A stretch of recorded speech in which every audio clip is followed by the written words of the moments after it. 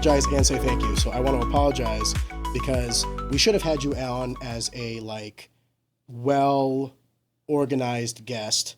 However, the way the timing worked out, you had to be a late replacement. And then I want to say thank you for being that late replacement. It's not easy to be on a podcast and hey, yeah, let's have an in-depth conversation about my life in a day. You know what I mean? So I want to say thank you for coming in and saving the day. Oh, of course. You're welcome.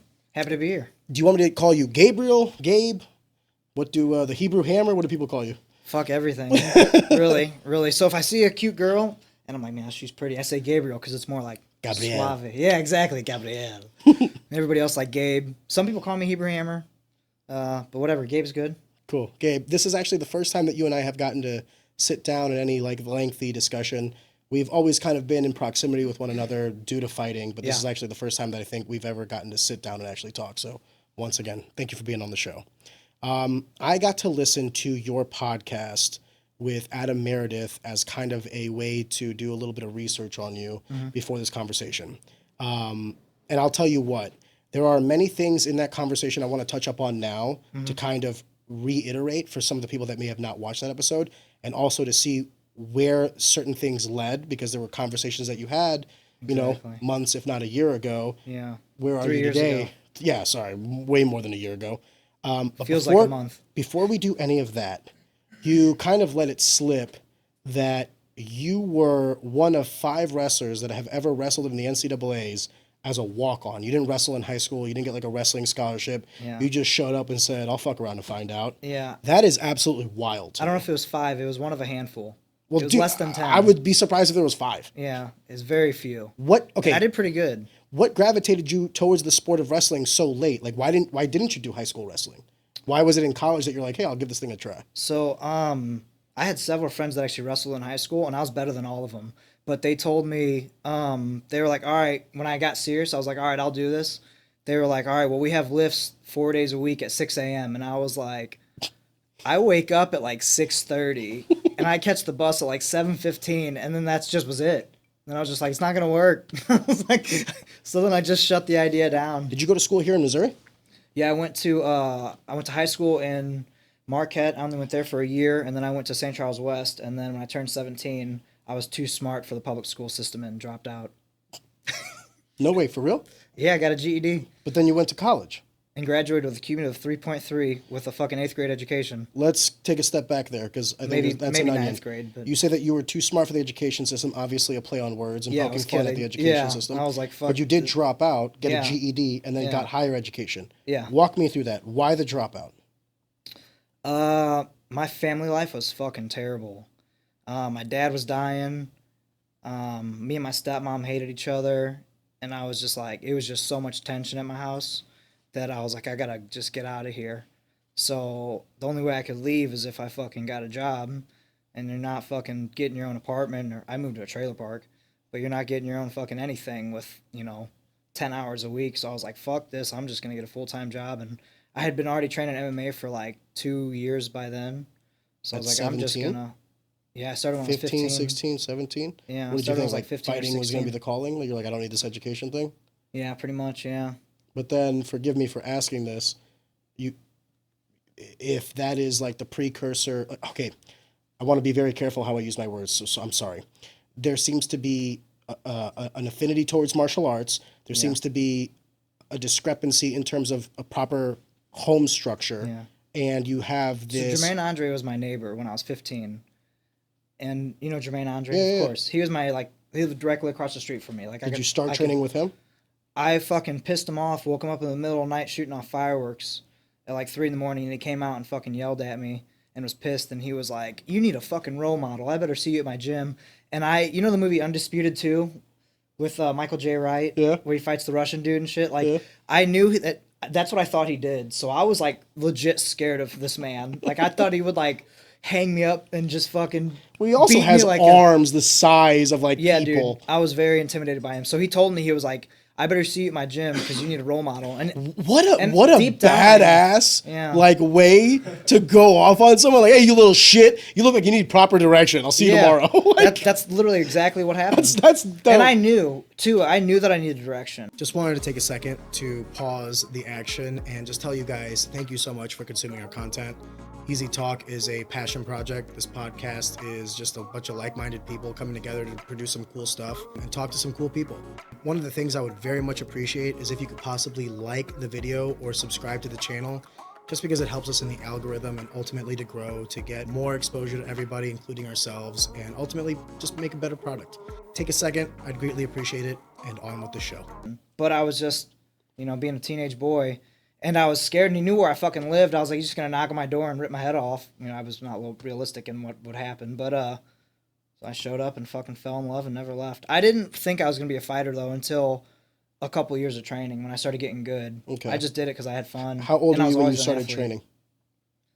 I can't remember exactly, but it was either 15 or 16. It was like the end of 15 or right when I turned 16. And then because of that home lifestyle, you wanted to get out of that environment. Yeah. So you decided, hey, you know what? Fuck this. I'm going to start adulthood early. Yeah, I started dating a chick that was 10 years older than me with 3 kids. And I just became stepdaddy overnight. It was a terrible decision.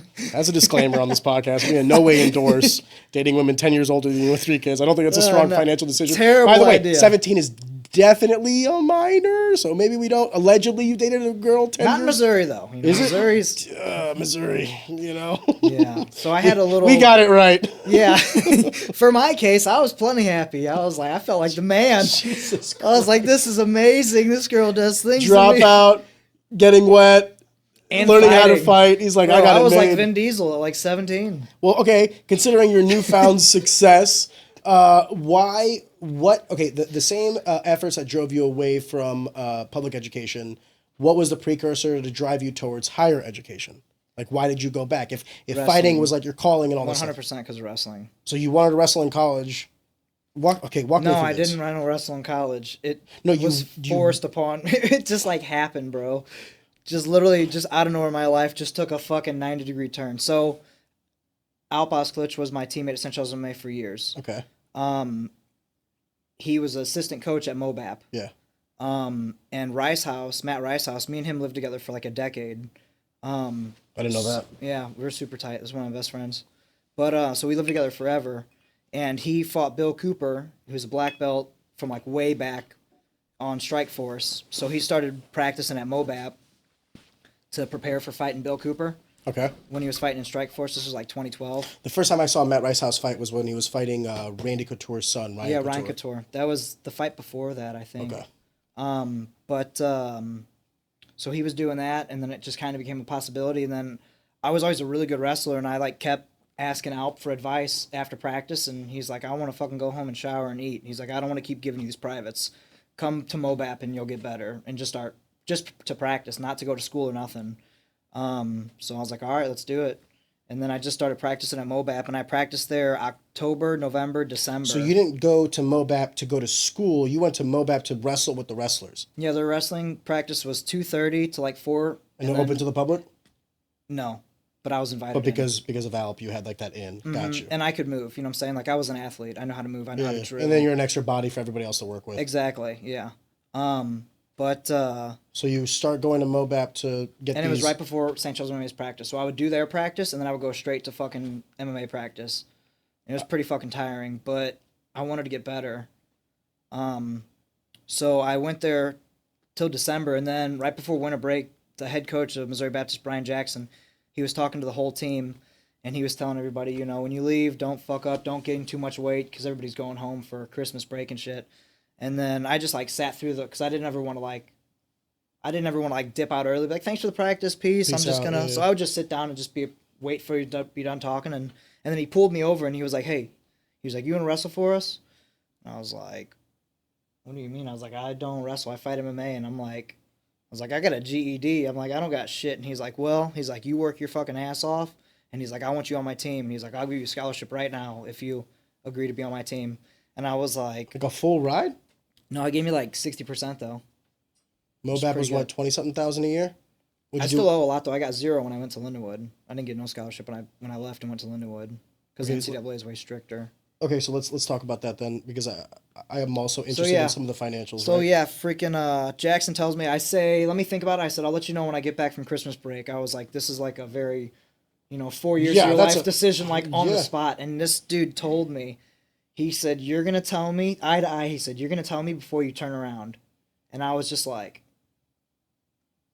"Fuck!" And then I just thought back. I was 22 at the time. When I was 18, when I was like 17 or 18, I was fucking homeless and just a piece of shit, hooked on drugs. I was still training, but I kind of got away from it. My dad had just died, so I was really in the gutter. What did your father die from? Hepatitis C. He fought in the Vietnam War and got hepatitis C while he was over there. I'm sorry. It was terrible. It was incredibly painful to watch. But so I just thought for a second, and I was like, man, my life was fucked just a few years ago. I was like, so what could it's not gonna hurt nothing, like being like a college wrestler and having a college degree. I'm like, it's only gonna help my life. I would say so. You know what I'm saying? So just like in that moment, like literally, I was like, all right, let's do it. And then boom, fucking, I had 9 years off of fucking MMA because I wrestled for 5 years, broke my back my senior year, had a few years off, did Golden Gloves, and then eventually got back into MMA. Okay, forgive me because you're doing this like fast forwarding thing, but I'm not done with that part of the conversation. All right, let's come back. So Jackson offers you a 60% scholarship. Yeah. What do you do with the other 40%? Finance it? Student loan? Yeah, student loan. loan. Okay. What did you study? At the time, I was exercise science. Okay. And then I graduated because when I went to Lindenwood, I switched to philosophy because I wanted to go to law school. Philo major? Oh, are you going to law school now? No, I ended up not doing it. Philo major? I studied for it. Yeah, philosophy. Yeah. I'm gonna ask a question in the most respectful way I know how. Yeah. What jobs are there for philo majors? Listen to this. So I did it knowing that there was no jobs available. I did it because it was excellent training for the LSAT, which prepares you for law school. So I knew if I could get good at my logic, I could do really good on the LSAT, and then I could get like maybe a full ride or something at SLU or WashU or wherever. So you were always doing the philo major, thinking to yourself like, this is just a precursor for something else. 100%. But so to bring that back, there's you know the movie History of the World with Mel Brooks? No. I watched 0 movies. Oh, bro. Is there a book? It's a comedy movie. It's hilarious. Forgive me. It's a comedy movie with Mel Brooks from a long time ago, and in it, Mel Brooks is a philosopher, and it's taking place in the year like 1000 AD, and Mel Brooks is at the unemployment line, and they're like, "Have you bullshitted today? Have you bullshit here?" And then he walks up to the lady. It's his turn in line to collect his unemployment. She's asking him, you know, on unemployment, they're like, "Did you apply for work this week? Did you do this, do that?" Yada, yada, yada. It's just, they're asking him the same questions. And then she's like, "What do you do?" And he's like, "I'm a philosopher." And she's like, "A philosopher?" She's like, "Ain't nobody fucking hiring philosophers these days." And dude, I almost peed my pants because I was like, this movie takes place in the year 1000 fucking BC. And I'm like, so they ain't been hired. I got a degree in a job that ain't been hiring for 3,000 years. When I did Philo 101, this was my freshman year of university. The philosophy professor said, "I'm a philosophy professor. Before you tackle this endeavor, realize that there are 2 jobs in philosophy. You either write books about philosophy or you teach philosophy. Those are the only jobs in philosophy." Jobs. And I was like, man, I'm really glad I'm not going for philosophy. Like, you're not selling this, brother. If I was a freshman going for a philo major, I'd be like, yikes, I got to go talk to my counselor. Well, the education system doesn't want that. They don't want people fucking being able to think and critical think and understand. I think higher education does. I don't think public education does. Yeah. Would you agree or disagree? Public education 100% does not. No, they train you to work a 9 to 5. They train you to stand in line, be here at this certain time, take your bell. I think that works for 90% of Americans. For 95. Here's my thing about that, though, because people like to bitch about that. Yeah. The unfortunate reality is the majority of people like that. There's nothing wrong with liking it. Okay. I tell people that too. Even when people will apologize. You know, I've been training MMA for so fucking long. I've seen so many faces come and go, and everyone who I see who I trained with like 10 years ago, they like will apologize to me. They'll be like, "I'm sorry that I'm not training no more." And I'm like, "Why?" I'm like, "I want you happy. Like, if you're miserable doing this, like, I don't want you doing it. I care about you. I don't care about you as a fighter. I care about you. Whether you're raising your family or fucking getting punched in the face for $1,000, like, I don't care what it is. Like, as long as you're happy." I guess the only reason I bring it up is when we were discussing education, there seems to be this. You have on one side pride that you finished higher education, but there also seems to be a little bit of animosity. I can sense it. Yeah. You both enjoy that you finished this education, but you don't like education. I love Lindenwood. Okay. And that you didn't like MOBAP? No, I like MOBAP. Okay. I like MOBAP, but you liked college. You didn't like high school. I hadn't found my groove yet. Yeah, and in high school it was too fucked up, man. My shit was too. My mom was like going on this crazy religious. That's what I was going to ask. Was like, did you not like school? No. Because there was the connotation or the proximity to a bunch of other things that you resonate with trauma, your father, the stepmom, all this other stuff. So perhaps it is not education or it public wasn't education. the school system I hated. It was the life, the time. My home life was too fucked up to where I was, and I went to I went to Rockwood School District. Summit? Rockwood Summit? No, I went to Marquette. Forgive me. Yeah, you're okay. So I went to Marquette, and I went, to all the Rockwood middle school and grade schools before that. So there was definitely animosity because I ate the lunch that the fucking busting kids from the city ate as like a good looking white kid. So it really made me feel like I didn't fit in. So like all my friends ate cheeseburgers and Domino's pizza and shit like that. And I had 2 pieces of white bread with a fucking piece of American cheese and a red apple and a white milk. They wouldn't even let you have a chocolate milk, even though I'm sure it probably cost the school the same fucking price. Yeah. But it made me feel different, when you're eating that, like, nothing, no mayonnaise, no mustard, just I don't even need American cheese and white bread. And, like, this is crap, So that made me feel different from the jump. And my friends would kind of fuck with me, but they would stop after. I kicked a lot of people's ass in elementary school. I was I don't want to say violent, but kids used to call me Gay Gabe, and I would fucking wreck house, to say the least. Don't call Gabe gay. Understood. I don't care anymore, but, like, so, yeah, I think I had a lot of, like, rage, but I was always, like, a solid dude. Like, I never picked on nobody. I never started no shit with anybody. I was always super popular. Everybody liked me. And it helped to a degree because I can talk to anybody. Like, I fit in no matter where I go for the most part. And it's because a large part is I was fucking poor as fuck in, like, one of the richest communities in Missouri. So I kind of learned... The ostracization I learned how to fit in economics. Both. Yeah. Now, forgive me. I want to structure this conversation to where it's like very legible for the listener. Yeah. I want to take a step back before we talk about what we're talking about right now, because I want to go back to kind of those roots. You take a lot of pride in the fact that you wrestled in college, but you never talked about like your career in college. Yeah. So let's talk about that for a second there. You accepted that full or the partial scholarship for MOBAP, but then you said that you finished at Lindenwood. What was it about MOBAP that it caused you not to finish there? I didn't like the program at MOBAP. Nobody wanted to be there. Wrestling, as you know, is incredibly fucking hard. Yeah. It's the hardest sport. Bro, it's so fucking It's so much harder hard. than fighting. Your body hurts a lot worse. I think fighting is harder in the aspect that there's more ways to lose violently. But the training is way more rigorous in wrestling. I agree, but I would also say that, like, if you ask me, would I go back and do the 10 years of MMA? Yeah. Would I go back and do the 4 years of high school wrestling? No. Dude, yeah. Go fuck yourself. I'm good. Bro, I had so many injuries in wrestling. Yeah, it was it's the hardest sport. I'm glad I did it. Wouldn't do it again. Yeah. So I guess my thing is, you're not incorrect in your assertion of difficulty, but I would also say that for me, my mental acuity and a lot of the variables that I think make me was kind of stemmed from wrestling, not from fighting. Yeah. So, going back, so how I went from MOBAP to Lindenwood. So, me and Alejandro Warner were teammates at MOBAP, and we both hit it off instantly because we were both Jews. Was this is not, so we were on the same level. I told him, my brother in Christ, and he goes, I'm Jewish. I go, oh, my brother. Alejandro. Yeah. I'm Jewish. He's a great guy. I love Joe. So, yeah, so me and him hit it off. By the way, quick. forgive me, shout out. He just had his lady's pregnant with twins. So, dude, congratulations. Amazing. God Twin bless. boys. And he's a saint, dude. What a good person. Cream of the crop. Like, I love him as an individual. Yes, dude. He is an ace. Sorry for deviating. We were talking about you. So, me and Alejandro were teammates on MOBAP, and we were kind of not ready to be... We wanted to leave the program, but we didn't want to leave wrestling. The practices could have been structured better. It just wasn't organized how I wanted to be. I don't want to talk too bad about them. Allegedly, they sucked. They didn't suck, but they gave me a good opportunity, and it helped my life. But I wasn't happy there. It was way too hard to be in a room full of miserable people. So Alejandro jumped ship When you say first. miserable people, including the coaching staff or just the wrestlers? Well, most of the wrestlers were like miserable because of one thing or the other. The practice would be really stupid. Like, for instance, like we would have practices all the time where we would hand fight for 90 minutes. Yeah, I'm out. Bro, this shit is retarded. I'm out. You're just clubbing each other in the head so hard.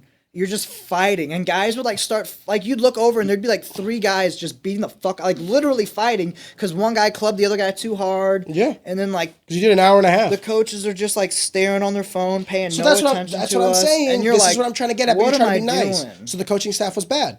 Could have been a lot better. They're a college program. It could have If been they're a lot on their better. phone during, have I ever been on my phone outside of a work call? Forgive me. There's a caveat on this one. Outside of a work call, have I ever been on my phone during practice? For high school, not even For college. high school. Yeah. By the way, fun fact, not getting paid for it. Purely volunteer. Yeah. So the fact that these guys are at a university program, dude, go fuck yourself. Bro, and it was just, I felt the lack of structure. 'Cause Allegedly. I trained at St. Charles MMA forever. You know what I'm saying? Like, I knew what a class with structure was. You know, I knew what a team practice should be Did you ever like. say that to them? Did you ever say, like, hey, get your shit No, it together? wasn't my, I felt like it wasn't my place. They gave you a partial scholarship. It's your that's what I'm place. saying. You think so? Yeah. I felt like You're I was paying just me to happy be here. there. I felt No, like I was just, listen, man. I was just grateful for the opportunity. It doesn't work both ways. You cannot expect, like, you can't give a handout and then hold that to that person, like, against them. I can't say, no, I got lunch, and then if I pay for lunch, later be like, well, I bought lunch, you owe me one. Go fuck yourself. You wanted to do it, you do it. That's not how that works, because the second that you start making a kind gesture, something that needs to be reciprocated, it is no longer a kind gesture. That's business. Yeah.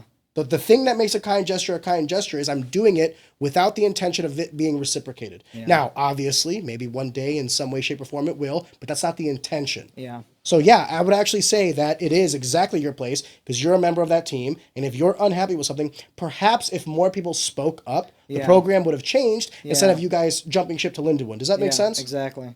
So Alejandro went first. Worst and I case went scenario, second. you say something and you leave anyway. But at least you said something. Yeah. Well, he knew by the time I was leaving. Alejandro left, and then he found out I was going to Lindenwood too, like the next semester. And then he was like, Jackson was like grilling me, and he like didn't want to release me at first either, which was kind of annoying. Can they not release people? Yeah, they have to sign a waiver to where. Back in the day, it's not the same. Yeah, they had to sign it. Well, now it's now it's a different time. Yeah. God bless so it was America. like a little annoying, and then so that's when I jumped over to Lindenwood, and How many years did you do at Mobap? I did 1.5 years at Mobap, and I did 3.5 years at Lindenwood. So like it wasn't like 3 years at Mobap and 1 at Lindenwood. It was No, I did 1.5 years. And I was like, I don't want to stick doing 15, this. 16 months, and you're like, get the fuck out of here. Mm-hmm. That sucks, man. Yeah. Explain to me the jump to Lindenwood and why it was so much better. Just a different program. Bro, night and fucking day difference. This is like the difference of Mobap was being like on the football team with the water boy, and then I jumped ship and went to the Patriots. Oh, like okay. it was not even comparison. Like everybody wanted to be there. Everybody was in a good mood. Every fucking practice was so fucking structured. We weren't wasting our time beating the fuck out of each other. At Mobap, I wrestled live like an hour live, like every single day, 5 days a week. That's how you get hurt. Bro, yeah, dude, I had so many injuries. It was That's how insane. you get hurt. And at Lindenwood, we would wrestle live like 10 minutes a day at the end of practice, and we would do hard fucking drilling for like an hour and a half, like very, very intense drilling. And then we would do like one match, or we'd do once a week. We would do Shark Tank, which would be kind of a longer practice, or a longer live day. But it was all structured, and like there were certain days where all of a sudden you walk in there and fucking coach has a dodgeball, and he's like, "You guys have been fucking killing it. We're winning. We're doing good." He's like, "Let's fucking play some dodgeball." And then it kind of breaks up the monotonous and the grind, and just the atmosphere was totally different. So would you say that Mobap had a cultural problem? You 100%. say it's like the coaches and the wrestlers and all that, and all I hear to that is like, okay, the culture at Mobap was dog shit. Yeah, I didn't. But like the culture at Lindenwood was so much better. Bro, everybody wanted to be there. Yeah. At Mobap, no one wanted to be there. And you could feel it. It was like walking into a depressed house, walking into practice at Mobap. Like, you could tell everyone was like looking at their watch, 120 minutes, I'm out of here. But at Lindenwood, everybody like loved, like, if we could be there 3-4 hours, we'd do it.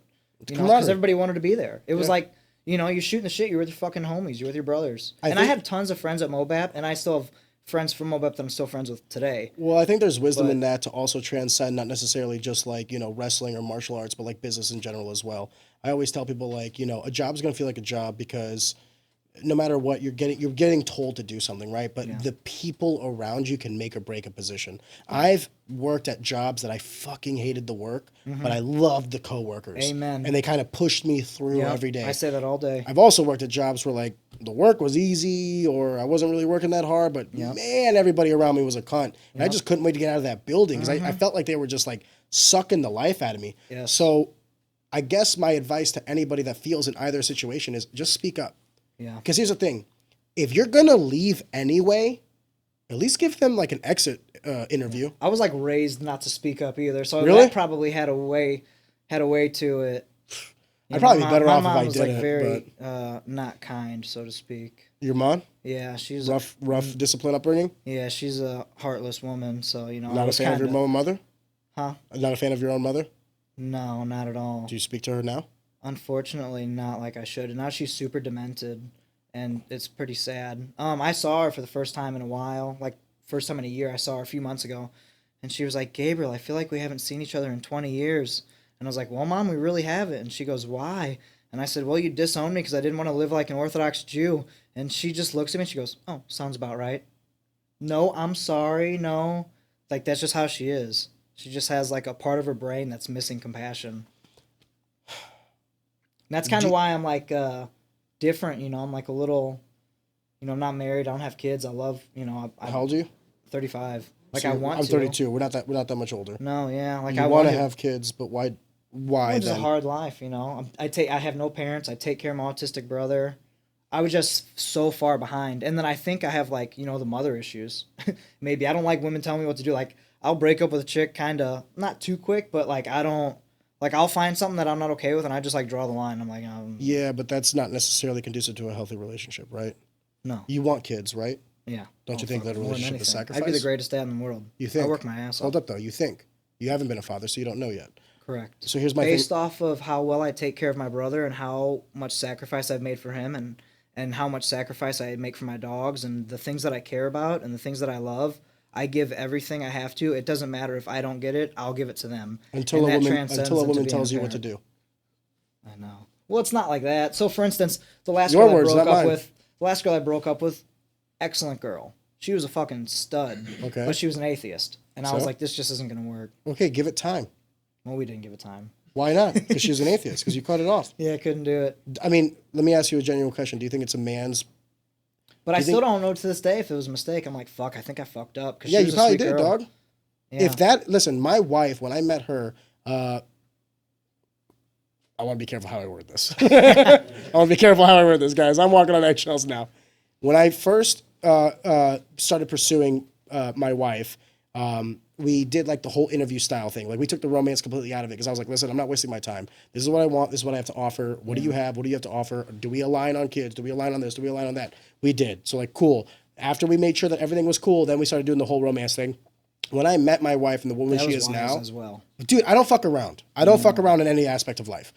But when I started to, like, once we got past that, like, interview stage, and I was like, okay, I'm going to start pursuing this, the woman she was then and the woman she is now, completely different, because it is my job as a man not to change her, but to make her want to be better in proximity to me. Yeah.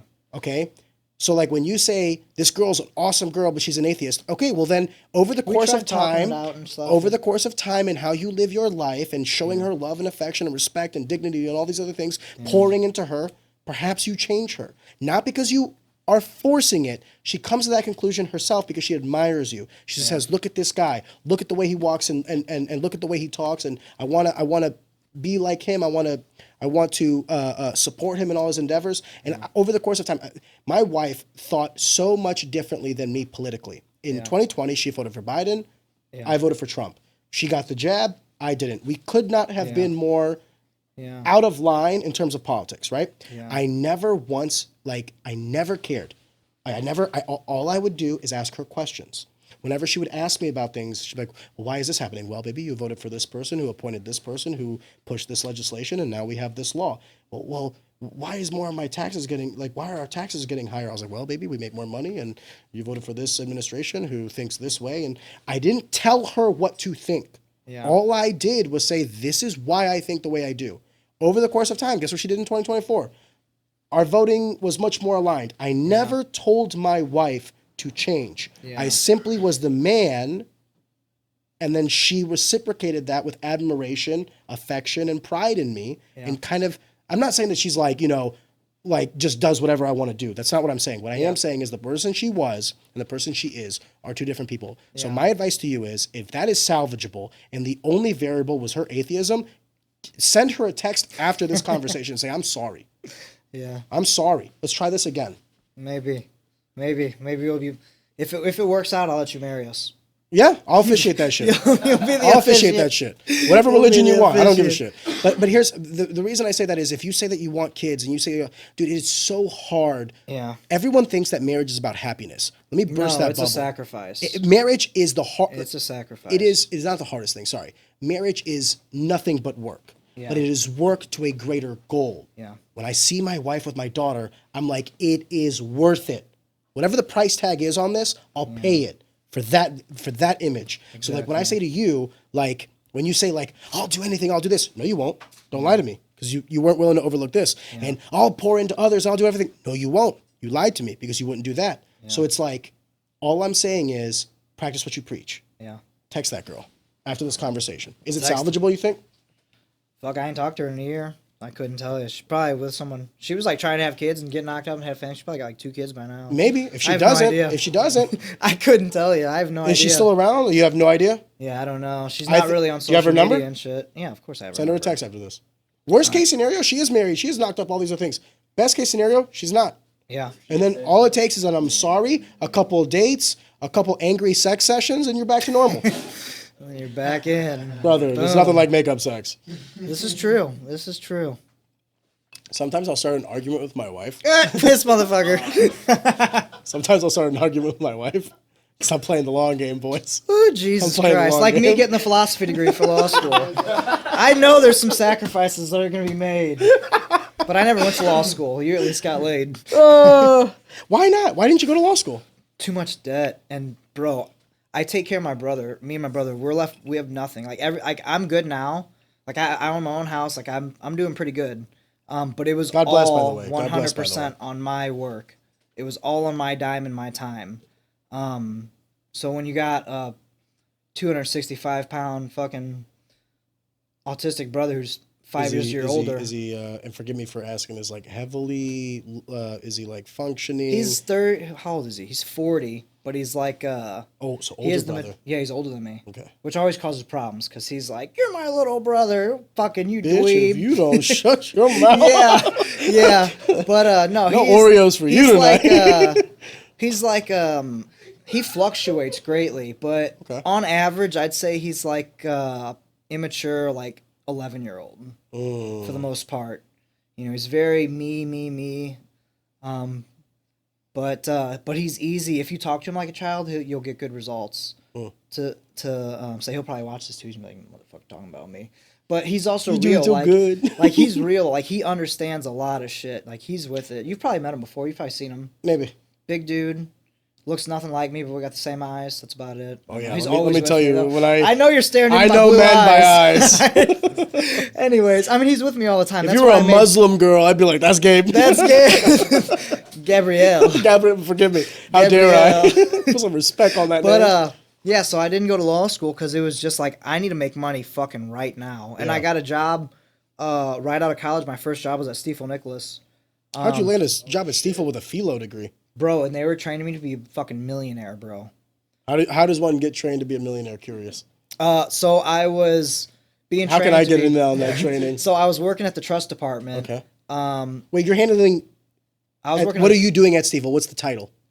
You're like a trader? Yeah, I work new business development. Like, are you new business development? What does that mean? So Like, are you getting your Series 7 and? I didn't have to do that. Okay. We would get people who had, not trusts, but like their 401ks and all that stuff. Okay, retirement accounts through Stiefel, but let's say Merrill Lynch or Edward Jones had their trusts, and we would try to schmooze them and take them to baseball games and be like, "Why don't you bring your money over here with us?" Are you talking about high level incredibly? clients? Oh, I'm talking like multi-millionaires. Okay. So not your average. No, like I'm putting incredibly in wealthy 13,000 a year on my phone. phone. No, multi-millionaires, like the wealthiest of the wealthiest in St. I can see how a philo major actually helps in that. Bro, I could talk to everybody, and they fucking loved me. How you want to die? Yes, exactly. But no, I did good. I did really good. They all loved it. But do you not work there anymore? No, I only made it there like 4 or 5 months, and I was crushing it. They were actually training me to replace his name was Jay Harker. He ran new business development for the trust department, and he was like the vice president Just watch of. the mic. Oh, sorry. He was like the vice president of the trust department, just under a guy named Kurt Longworth, who I think retired, who was the president of the trust department. And they told me, so our attorney that we had that worked with us, he would go over all our paperwork. He pulled me in one morning, and he was like, "This company wants to make you the guy." And I was like, "Really?" And he's like, "We are grooming you." That's what he said. He's like, "We are grooming you to be the guy." And I was like, "All right, let's do it." But so as they got to know me better, they learned that I fought MMA, and they were cool with it. They loved it. They were all about it. And then I wanted to go to Canada and train with TriStar for a little bit, and I had sent TriStar an email from my work computer talking about going over there and training for a little bit. They fired you because you... They looked up my email and they talked to me and they said, "We want a guy who's 100% in." And they were like, "You're going to fight again?" And I was like, "I have to." And I was just recovering from my spinal fusions. I just had 2 spinal fusions, which I was recovering from, but I knew, I was like, my soul, I'm not done with this chapter. And I told them, I was like, I have to fight a couple more times. And then they were like, well... I'm so glad I wasn't friends with you at that time, because I would have been like, what are you thinking? Bro, I'd have been making $5 million a year right now. I don't know about that much. I don't know about all that. I'd been making... That's a lot of money. Bro, I saw the money these people were pulling in. Yeah, but you're taking a lot of assumption on that one. All right. I'm just saying. Maybe $500K. Hey, that's more than I make now by at amazing. Least 20-fold. Yeah, $500K in the Rust Belt, you're living like a king. Bro, yeah, I saw what these people were bringing in. They were doing very good. Then, okay, forgive me for asking. But then they found out I want to fight still. They said, forgive me for asking. Do you feel like you made a mistake? No. Okay, why?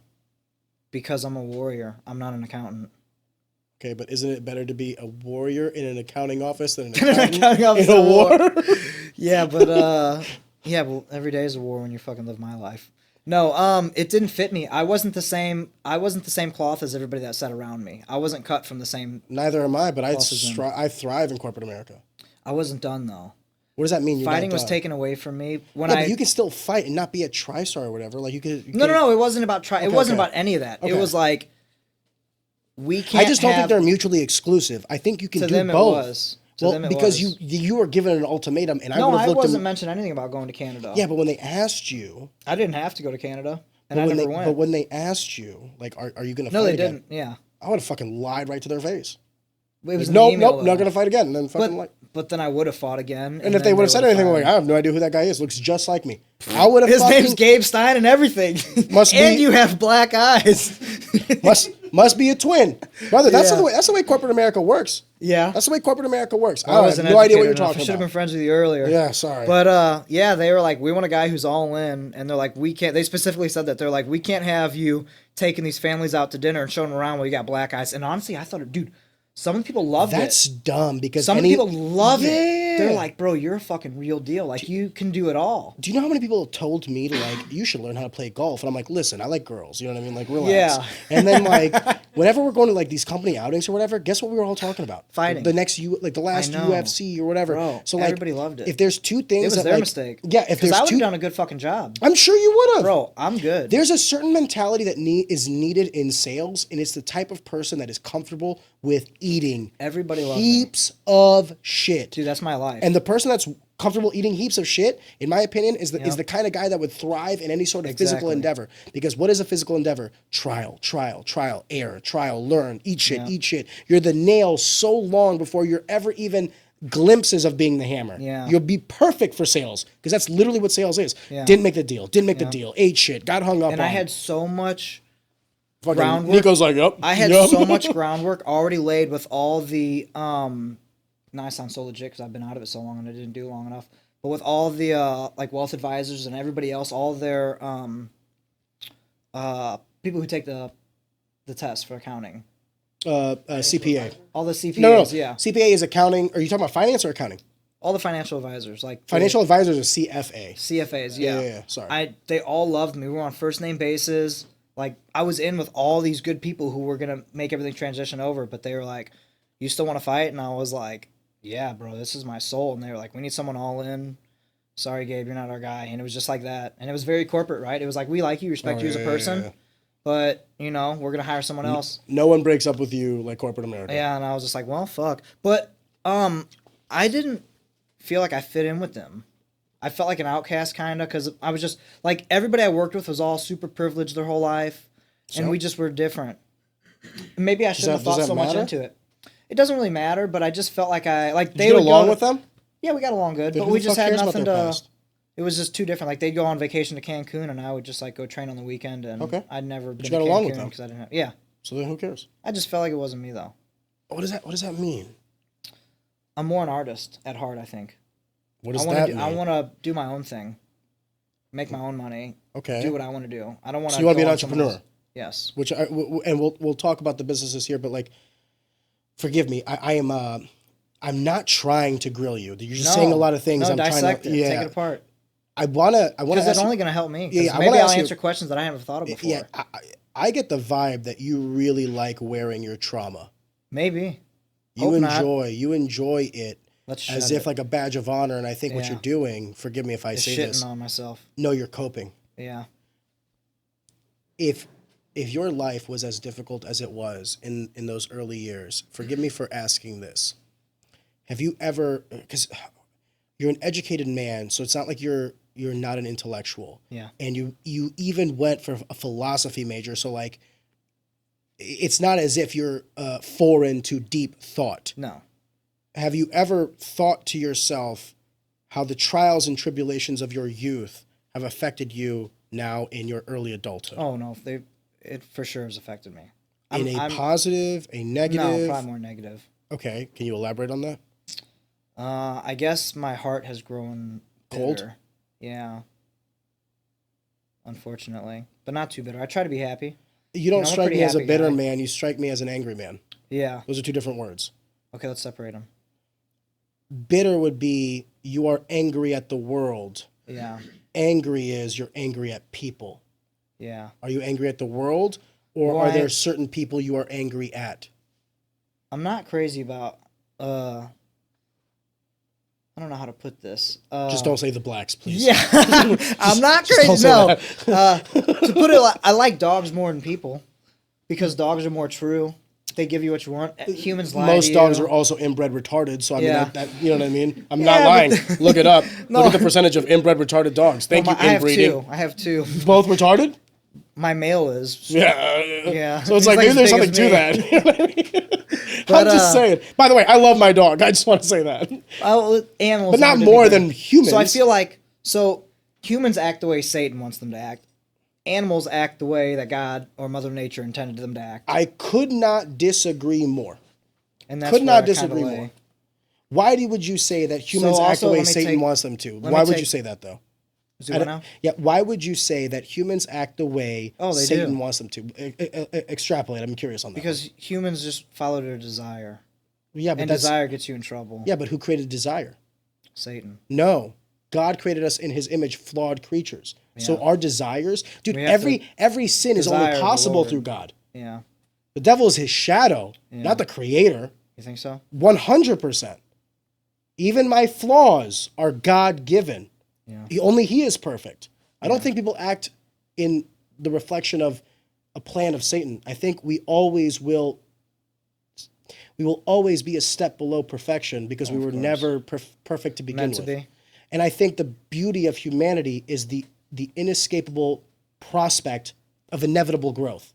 You either die or you grow. These are your two options. 100%. Now, can you regress? Yes, but there are very, very, very few people in human history that are irredeemable. Everybody has an opportunity. Everybody has a chance. So that's why I'm asking, because like, you don't strike me as a bad person, but brother, you strike me as someone. You strike me as someone that is holding on to some shit. Yeah. Well, I was raised by a woman who didn't love me, so I think that really fucked me up. And you had a lot of reverence for your father, and we talked about him briefly because of his sickness. He was a good man, although he didn't work hard enough. He could have set me up a little better, so to speak. Do you, and we might have some common ground on this one. Do you hold his inability to be financially stable slightly against him? He could have worked a whole lot fucking harder. I can guarantee you that. What does that mean? Forgive me. He didn't work my entire life. He didn't work because he was in the military and then he collected disability, but he was 100% capable of working. So he just got by with the bare minimum. Playing the system. Then he died of Hep C, dog. Yeah, but he He was he paid the very price. capable up until the last couple years of his life. He just chose not to. He slept so much all the time. He'd take painkillers all the time and just sleep all day and just do nothing with me and not be a father figure. Can I ask something? Yeah. Have you been to war?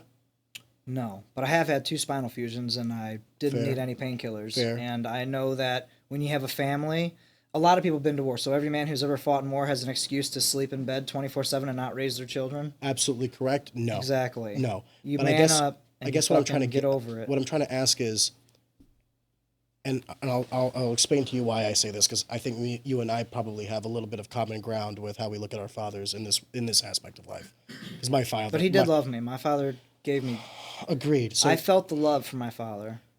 I'll give you a little bit to kind of extend this common ground. My father always showered me with love, but I also, when I look back at my childhood, knew that he could have done more. Yeah. And that the greatest thing he ever did was actually meet my mother, who, and this is where I kind of feel bad saying this, where you had a very negative relationship with your mother. My mother was the biggest saint I ever had in my life. And that's a blessing. A direct correlation to my success, how I walk this world, is her legacy. That's right. The way she taught me, and she was taken too soon, and I kind of carry that. That's my trauma. Yeah. But I'm aware of it. Does that make sense? Yeah. I feel like you're aware of your trauma, but there's such a...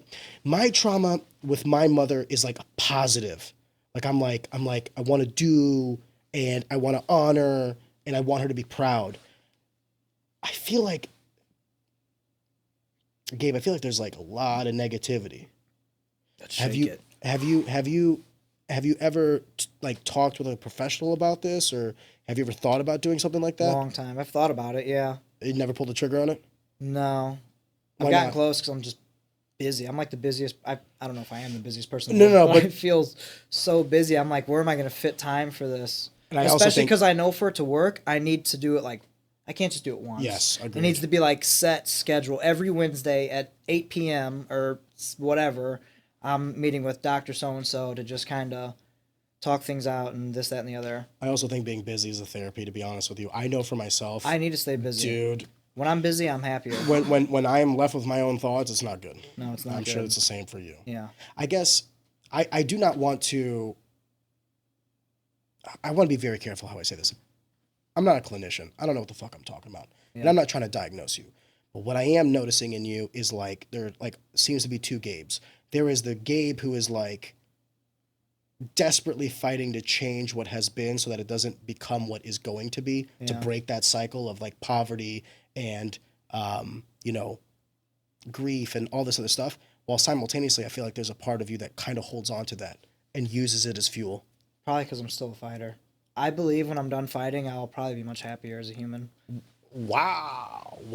Because that fuel keeps me fucking crazy enough to be like, I'm going to walk down this cage and all this pain that I felt, I'm going to fucking put in someone else. Do you think that's healthy? And I also feel like I'm flying, you know? It's a hell of a feeling. But do you think that's healthy? All the brain damage I've taken certainly fucking Brother, isn't. I'm with you. I'm with you on that That one. certainly isn't. 2 peas in a pod. Trust me. Sometimes I'm like, man, I forgot a lot of things. I truly believe, like, I'm a painter, you know what I mean? Except I don't paint pictures, I fight. Like, it is a craft that I have... It's a martial art. That I have I can't say perfected because you never perfect it. Agreed. But I've gotten very proficient in it, and I love it. And I feel like it's a talent that the Lord gave me, and I feel like putting it down is putting down a piece of gold that the Lord put in me, honestly. Ultimately, though, one day we will all hang up our gloves. Yes, and I know I'm coming close, right? I'm 35. I know I only have a couple years left in this game. And that stresses me out a little bit, too. Kind of knowing that it's coming over and, like, the transition. And that's why I'm kind of getting into hot sauce company and everything else. Because I know I have to... Are you worried about what, the free time? Are you worried about not competing anymore? What are you... I've competed for so long, you know. Even before martial arts, I played football. So ever since I was, like, 13 years old, I've competed. And, like, I've never stopped, you know. I'm 35. For the past 22 years, competition in the physical aspect. And that's why I need to transfer over, can transcend, exactly. And I'm going to take that same work ethic. And that's why I know that in my new company, my hot sauce company, like, I know I'm going to succeed. Because I know how to work hard, and I know how to make a good product, and I know how to talk to people, and I believe that I just know. Like, I know how to work hard. I know how to sacrifice. So if I carry that same work ethic over, you can do anything, right? Like, you could do... If you know how to work hard, you could be... anything in the world, as long as, like, you could be a heart surgeon as long as you didn't have, like, MS, you know, Like if you're willing to work, you don't even have to be the smartest. But if Not inaccurate. Not inaccurate. But if you're willing to just keep fucking studying and keep failing and keep racking up more and more debt, like you could fucking get there. If you know how to work hard. Agreed, but simultaneously. As long as you're not like this when you're cutting harder. Agreed, but simultaneously I would also say to like go towards your strengths, not your weaknesses. While there is a part of me that wants to agree with that mentality, because I also think, what do I always say? Hard work beats talent every time, right? Yeah. Because I would rather take the guy that fucking sucks but is willing to work hard than the guy who's naturally gifted. When it comes to coaching, that's the worst. Exactly. Doesn't that shit piss you off? However, you see a talented guy who won't work hard. However, how many times did that talented guy medal at state and the guy that works their ass off doesn't even qualify? Yeah, and then they get all. Here's the ultimate truth of the matter is we all have strengths, we all have affinities, and sometimes we need to cater to that. And if you told me, you know, I can't draw, I want to be an artist. Yeah. I'd be like, but you're really good at math. I'd be like, hey man, like, yeah, you could beat your head against that wall. Have you thought about, you know, going down the path of like least resistance? He should do philosophy. Who? If you can't fucking do math, he should do philosophy. Yeah, think about thinking. I actually think that's what's funny. I'm only going to touch this for a brief topic, but like with AI and everything, with automation, all that, I actually think that the true like genius of the future will be humans that know how to be humans. You know what I mean? So I think philo, sociology with freaking social media, people don't know how to talk to each other in person. No, and then we were talking about this when I had Tony on the podcast. But I feel like, you know, ChatGPT, these language learning models and everything are preventing people from critically thinking. Yeah. They don't have to anymore. Like, oh, I don't know the answer to that.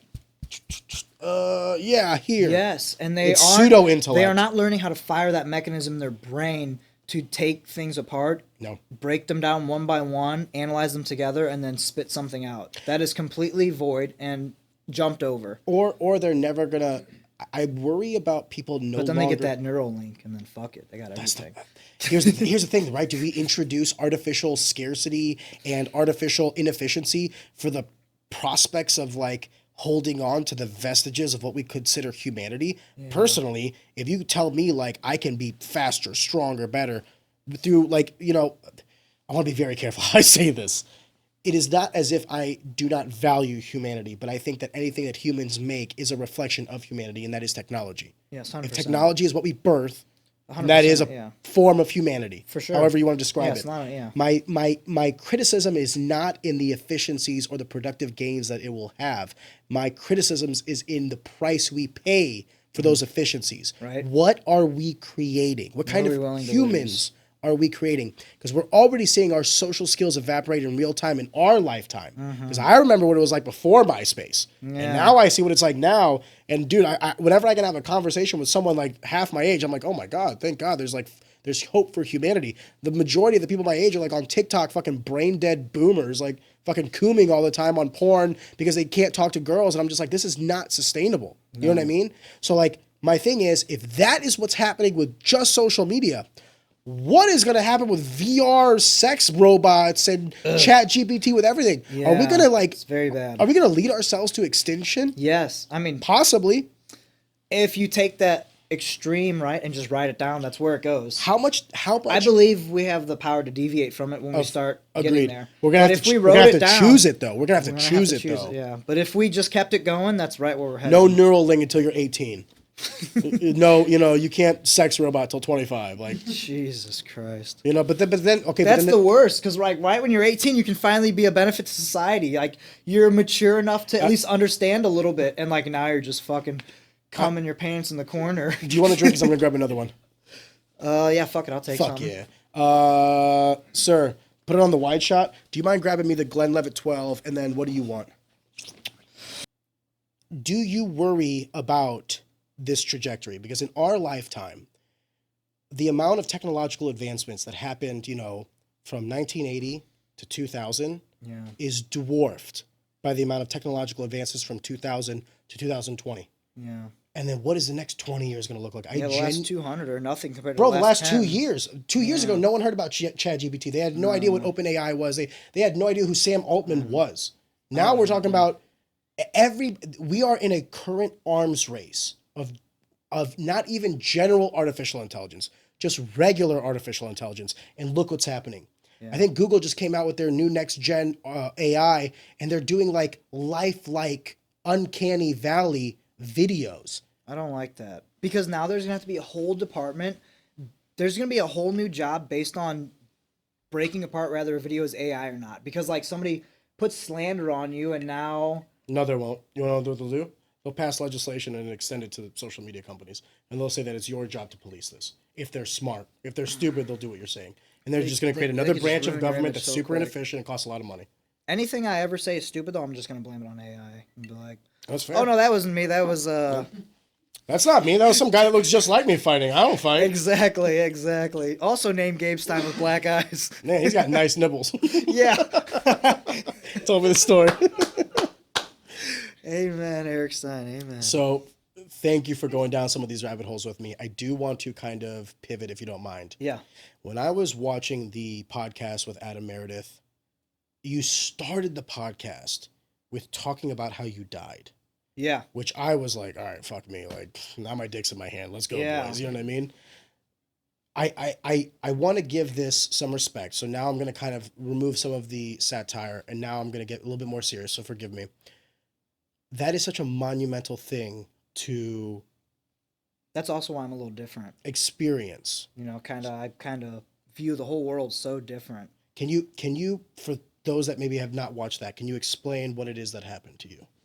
So my older brother Eric, who lives with me, I love the Power Rangers. I think I was like maybe 3 years old. My parents divorced when I was 4, and my parents were still together. So I had been like 3 or 4. I love Power Rangers. I just got like, I don't remember if it was the red or the green Power Ranger, but it was one of like the big players, you know. It was like the real deal. I had like the pink one before, but no one gave a fuck about her. You know, at least I sure did. I said no jokes. I'm so sorry. But he was he was at the top of the steps to the basement, and he was like taunting me with it like a bullfighter. And he was like, and he had played with it all day, and he wouldn't let me play with it. And it was my toy, so I was like, fucking. I've always been like kind of a hothead a little bit. I mean, like I don't blow up in public. I shouldn't say a hothead. That's not a good. Because I don't get I don't get in street fights. I don't argue with people in the bars. I've always been like if you want to get scrappy and get down, like I'll get down. Okay. I believe people call that a real one. Yes, I was a real one from day one. From day one, I was a real one. But yeah, so my brother was like, all right, you want this fucking toy that I'll finally give you that I've been teasing you all day? Come get it. And I was just like, I'm going to kill this motherfucker. And I was just going to push him down the stairs. So maybe I had it coming. So I ran at him as fast as I could, and I was just going to send him and everything down the stairs because I was pissed. I had been enough of his playing with me and not letting me, holding it over my head, and, you know, little brother, big brother shit. And this guy's autistic, too. So, like, I got an older brother that's, like, not all there, so he's really patronizing. He used to throw cockroaches in my crib and shit and laugh. He would fuck me up, bro. He would fucking torment me, bro. But, so I was like, I'm fucking push this motherfucker down the steps. So he stepped to the side, and I just, like, threw myself down the stairs. And I remember being, like, in the air, like, oh shit. Fuck. And I don't really know what happened.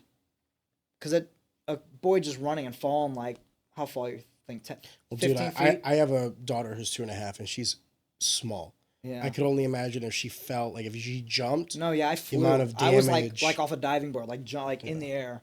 But I actually tried to get the medical report from Baldwin Fire Department, but they only keep them for, like, 15 years. And it was, like, year 16 by the time I tried doing it, so that kind of sucked.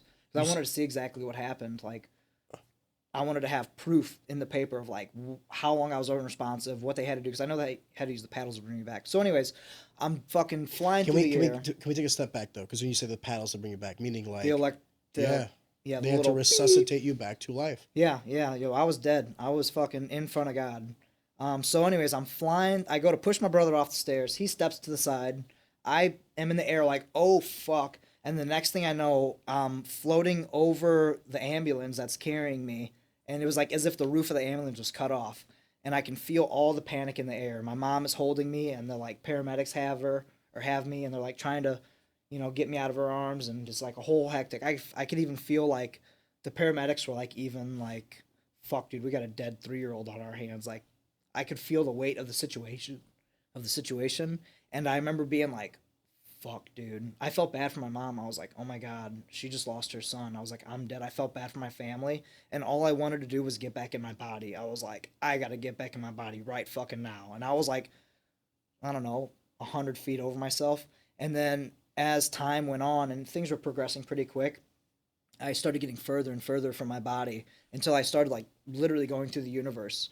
And the further I got from my body, the better I felt. So at first when I died, I was in complete panic. Kind of like if you woke up and you left your fucking keys at the bar or your phone or whatever, and you're like, fuck, whatever happens, like, I got to get this today. That's how I felt. I was like, I got to get my body now. But as I went further, I felt better. And I felt incredibly euphoric once I, like, shot through the universe. And I got into, I can't say a godlike figure because it was 100% the Lord, but I can't even tell you what he looked like. I can just tell you it was the Lord. It was as if, like, almost the universe made a face, but it wasn't like that. It was like being face to face with the sun. Like, the power that I felt was like nothing that I'll ever experience again until I see him again. And I was like, oh fuck, I'm here. And it felt like I was on ecstasy. Like, I felt unbelievably good, so fucking euphoric. And I was like, this is it, I'm going to heaven. And then right when I got face to face with the Lord, he looked at me like, you're not supposed to be here. And I was just like, I'm not supposed to be here. And I felt like I got caught stealing something. And I, boom, woke up in my fucking mom's arms. And she was yelling to the paramedics, he's alive, he's alive. And, like, ever since then, that changed me. Because how does a 3-year-old explain to their parents that, you know, I just met the Lord? And it was good. And I understood that there's so much more to like, I didn't go past heaven. I got, like, to there and then just came back. But I saw that, like, without a doubt, the soul goes on. Like, I still felt fear, love, anxiety, everything. I still had all my human emotions in the afterlife. So I know 100% that our soul lives forever, or at least goes on after this, I should say. And these feelings that we feel as a human will continue in our death. So that really changed me. And that was another reason why I didn't fit in school so good, baby. Because teachers would, like, hound me about turning a paper in on time and why did you answer this to that? And I'm just like, this earth is, like, smaller than the molecule in this table.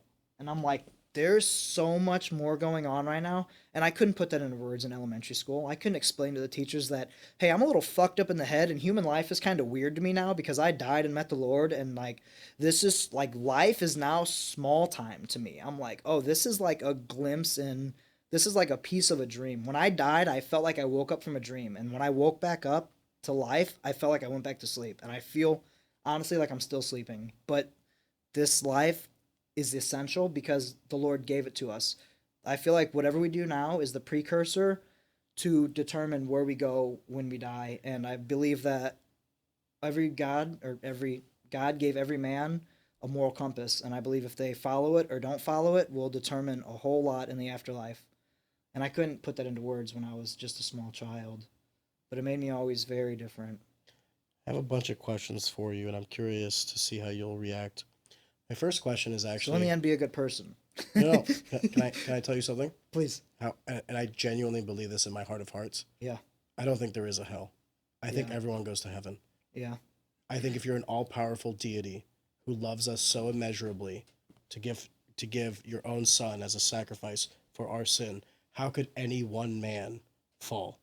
I don't believe that.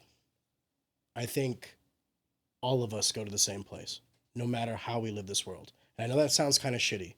No. But, like, I don't believe there's any act on this planet that is so immeasurably foul that the Lord will forsake you. I don't believe that. Yeah, I don't know. He didn't say pass or go. He just was like, you're not supposed to be here.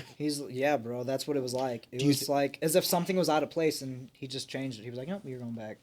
When you died and you said that as more time elapsed and the further you got from your body, the more euphoric you felt. Mm-hmm.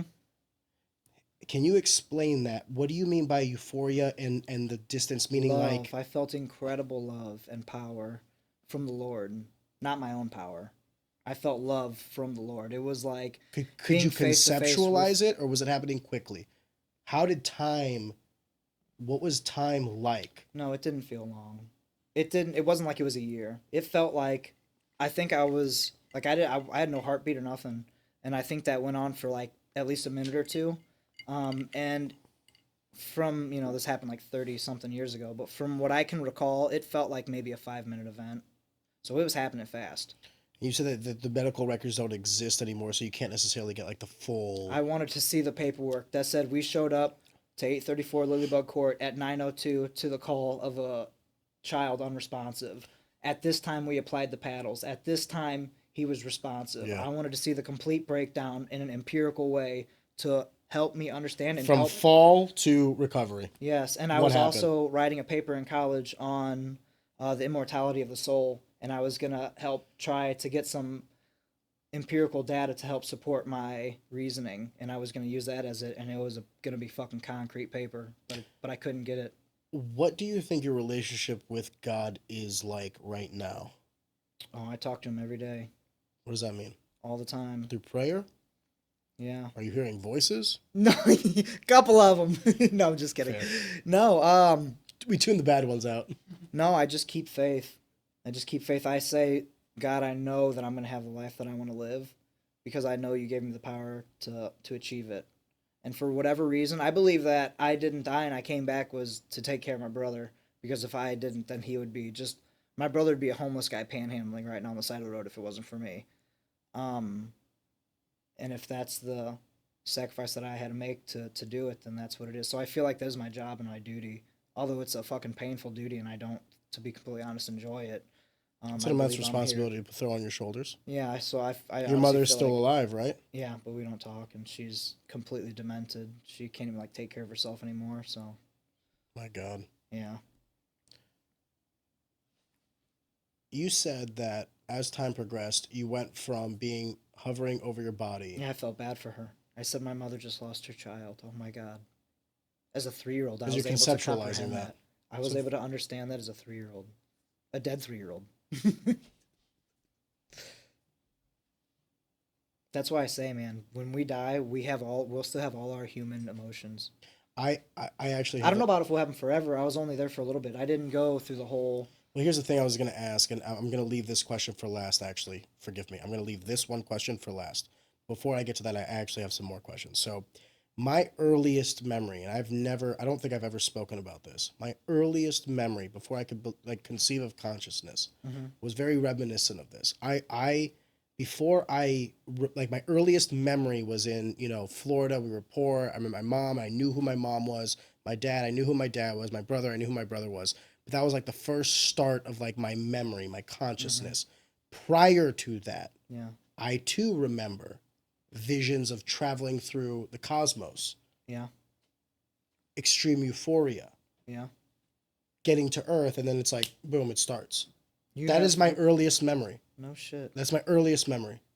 Maybe And the then soul lives after before, that, too. consciousness. And when you talked about as time progressed, you had this like cosmic travel. I was like, Yes. ooh, that sounds a little Yes, that sounds a bro. little close to home. Flying. But here's the thing. I Here's the was thing. zipping. I wasn't dead. I was Yeah. alive that whole time. Consciousness kicked in. This was my question. You're thinking you had when you were in your womb, when you're in your mother's No, womb. no, I think, is there a possibility that everything that you felt was some sort of chemical equation in your brain still reminiscing even though your heart was stopped? Because death can be attributed to many things, right? Yeah. Obviously your heart stopping is pretty dead, but the brain stopping is the Yeah. most dead, right? Like we could say like someone is Yeah, brain still had dead brain function, even though sure. their body is functioning. Yeah. For me, if we have a similar, and I can't say we have a similar because I don't really know. Yeah. Your experience is something that you felt so immeasurably for the rest of my life. exactly. I can't find the words. Forgive me. Yeah. And it was also something that I felt, but I don't know if it's the same. But I guess the stories have kind of like a Venn diagram.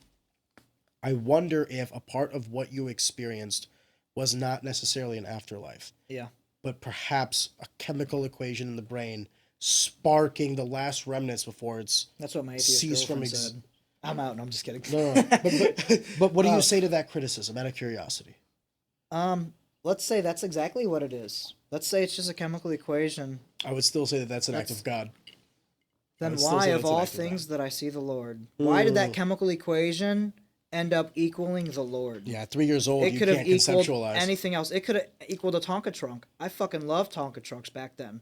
Loved them. Oh my God, I was fucking crazy about my Tonka trunks. Why wasn't it fucking the best, biggest, baddest fucking truck ever? To where it was like, no, but it wasn't. It was the Lord.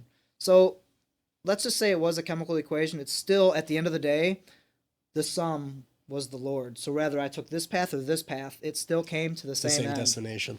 So you can't deny it. I do find beauty in that story, even though it's immeasurably like horrific. Yeah. When, Bro, my mom and my sister won't even talk about it. My mom can't talk about it now because she's, is your demented. sister still alive? Yeah.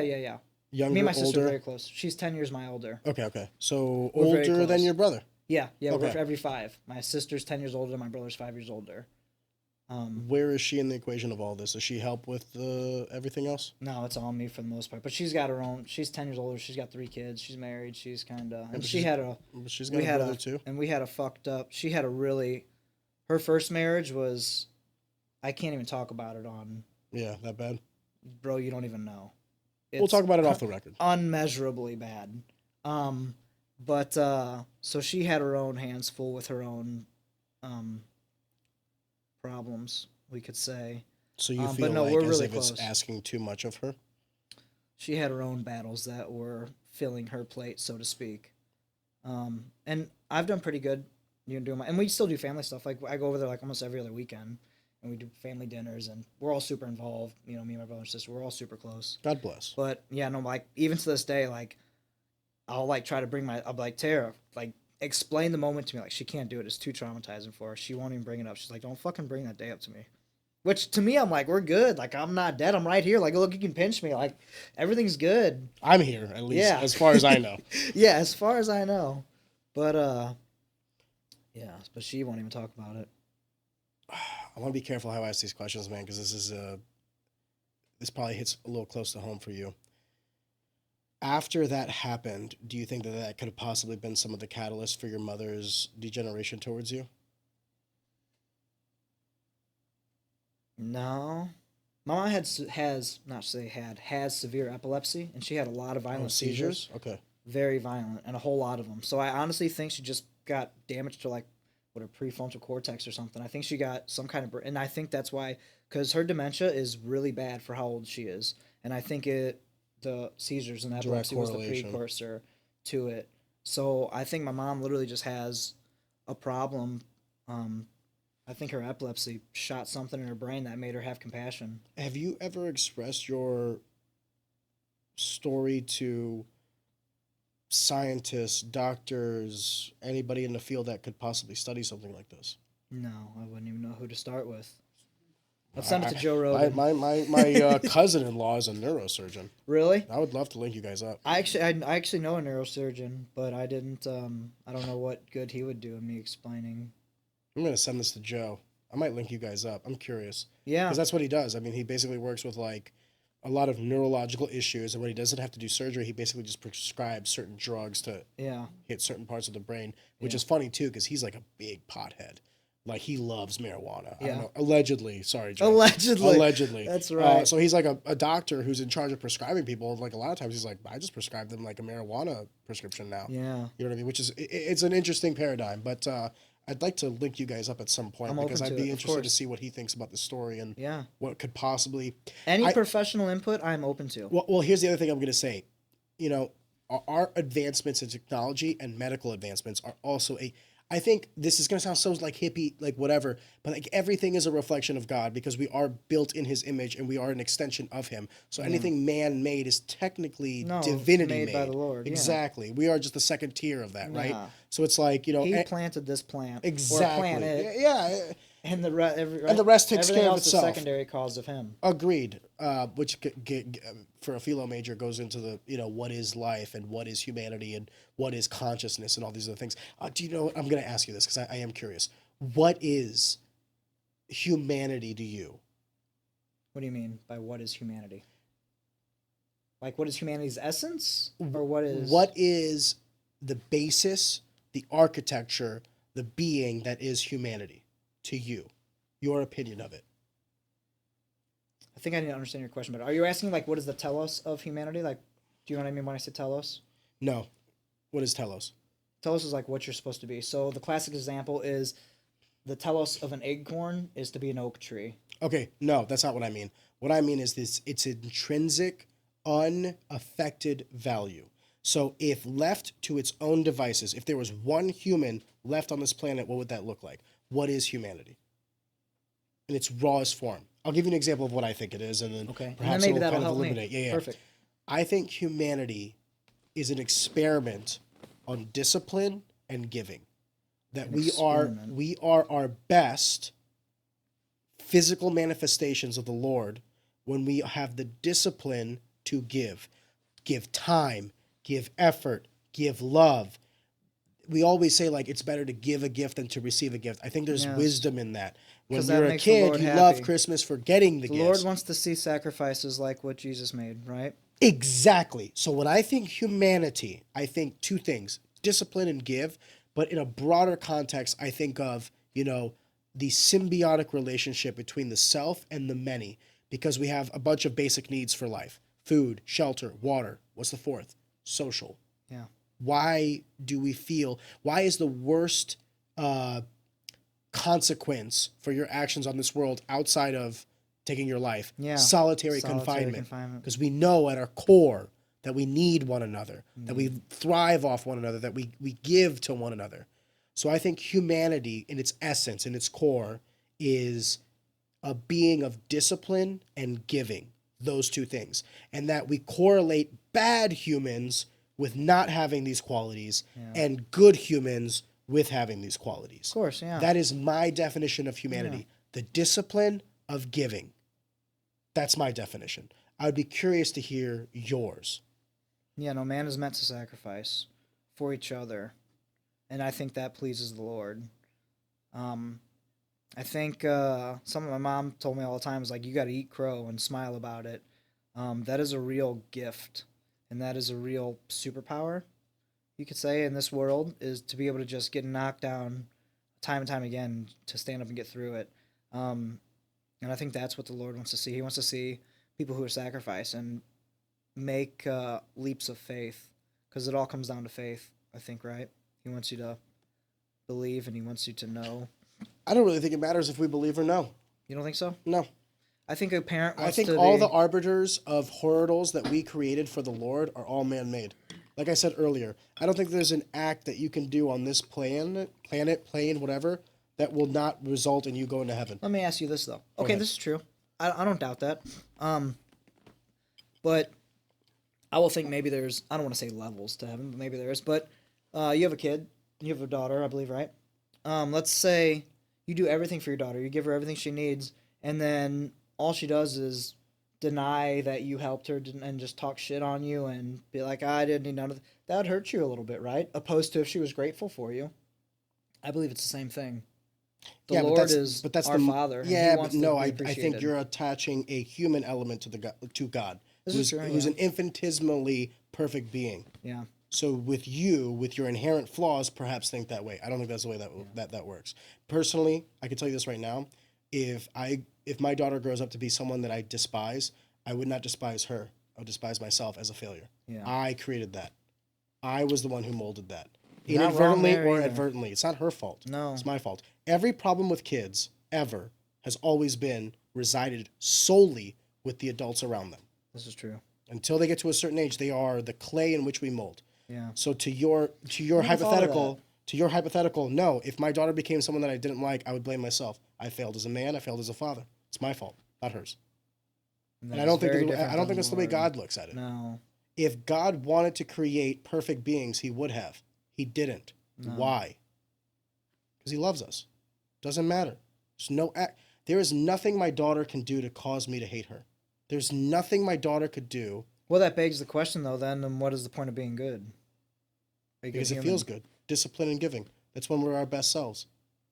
I'm my best self. I don't need why does that equate to making you the best self if the Lord doesn't care if you're good or not? Because I'm a selfish being. I'm full of sin. I do it because I want to do it, because it makes me feel good.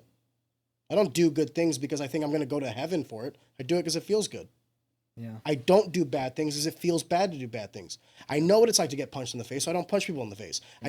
I don't want people to take my money, so I don't take their money. Yeah. I don't cause strife because I don't want cause strife for me. And that's where the golden rule is the golden rule for a reason. And I think a lot of people try to assimilate or try to associate religion with morality. I think religion can help with morality, but I think what helps with morality is humanity. Yeah. Discipline yes. and giving. Yeah. People were disciplined and gave to me, and I felt overwhelmingly loved, even though I was poor.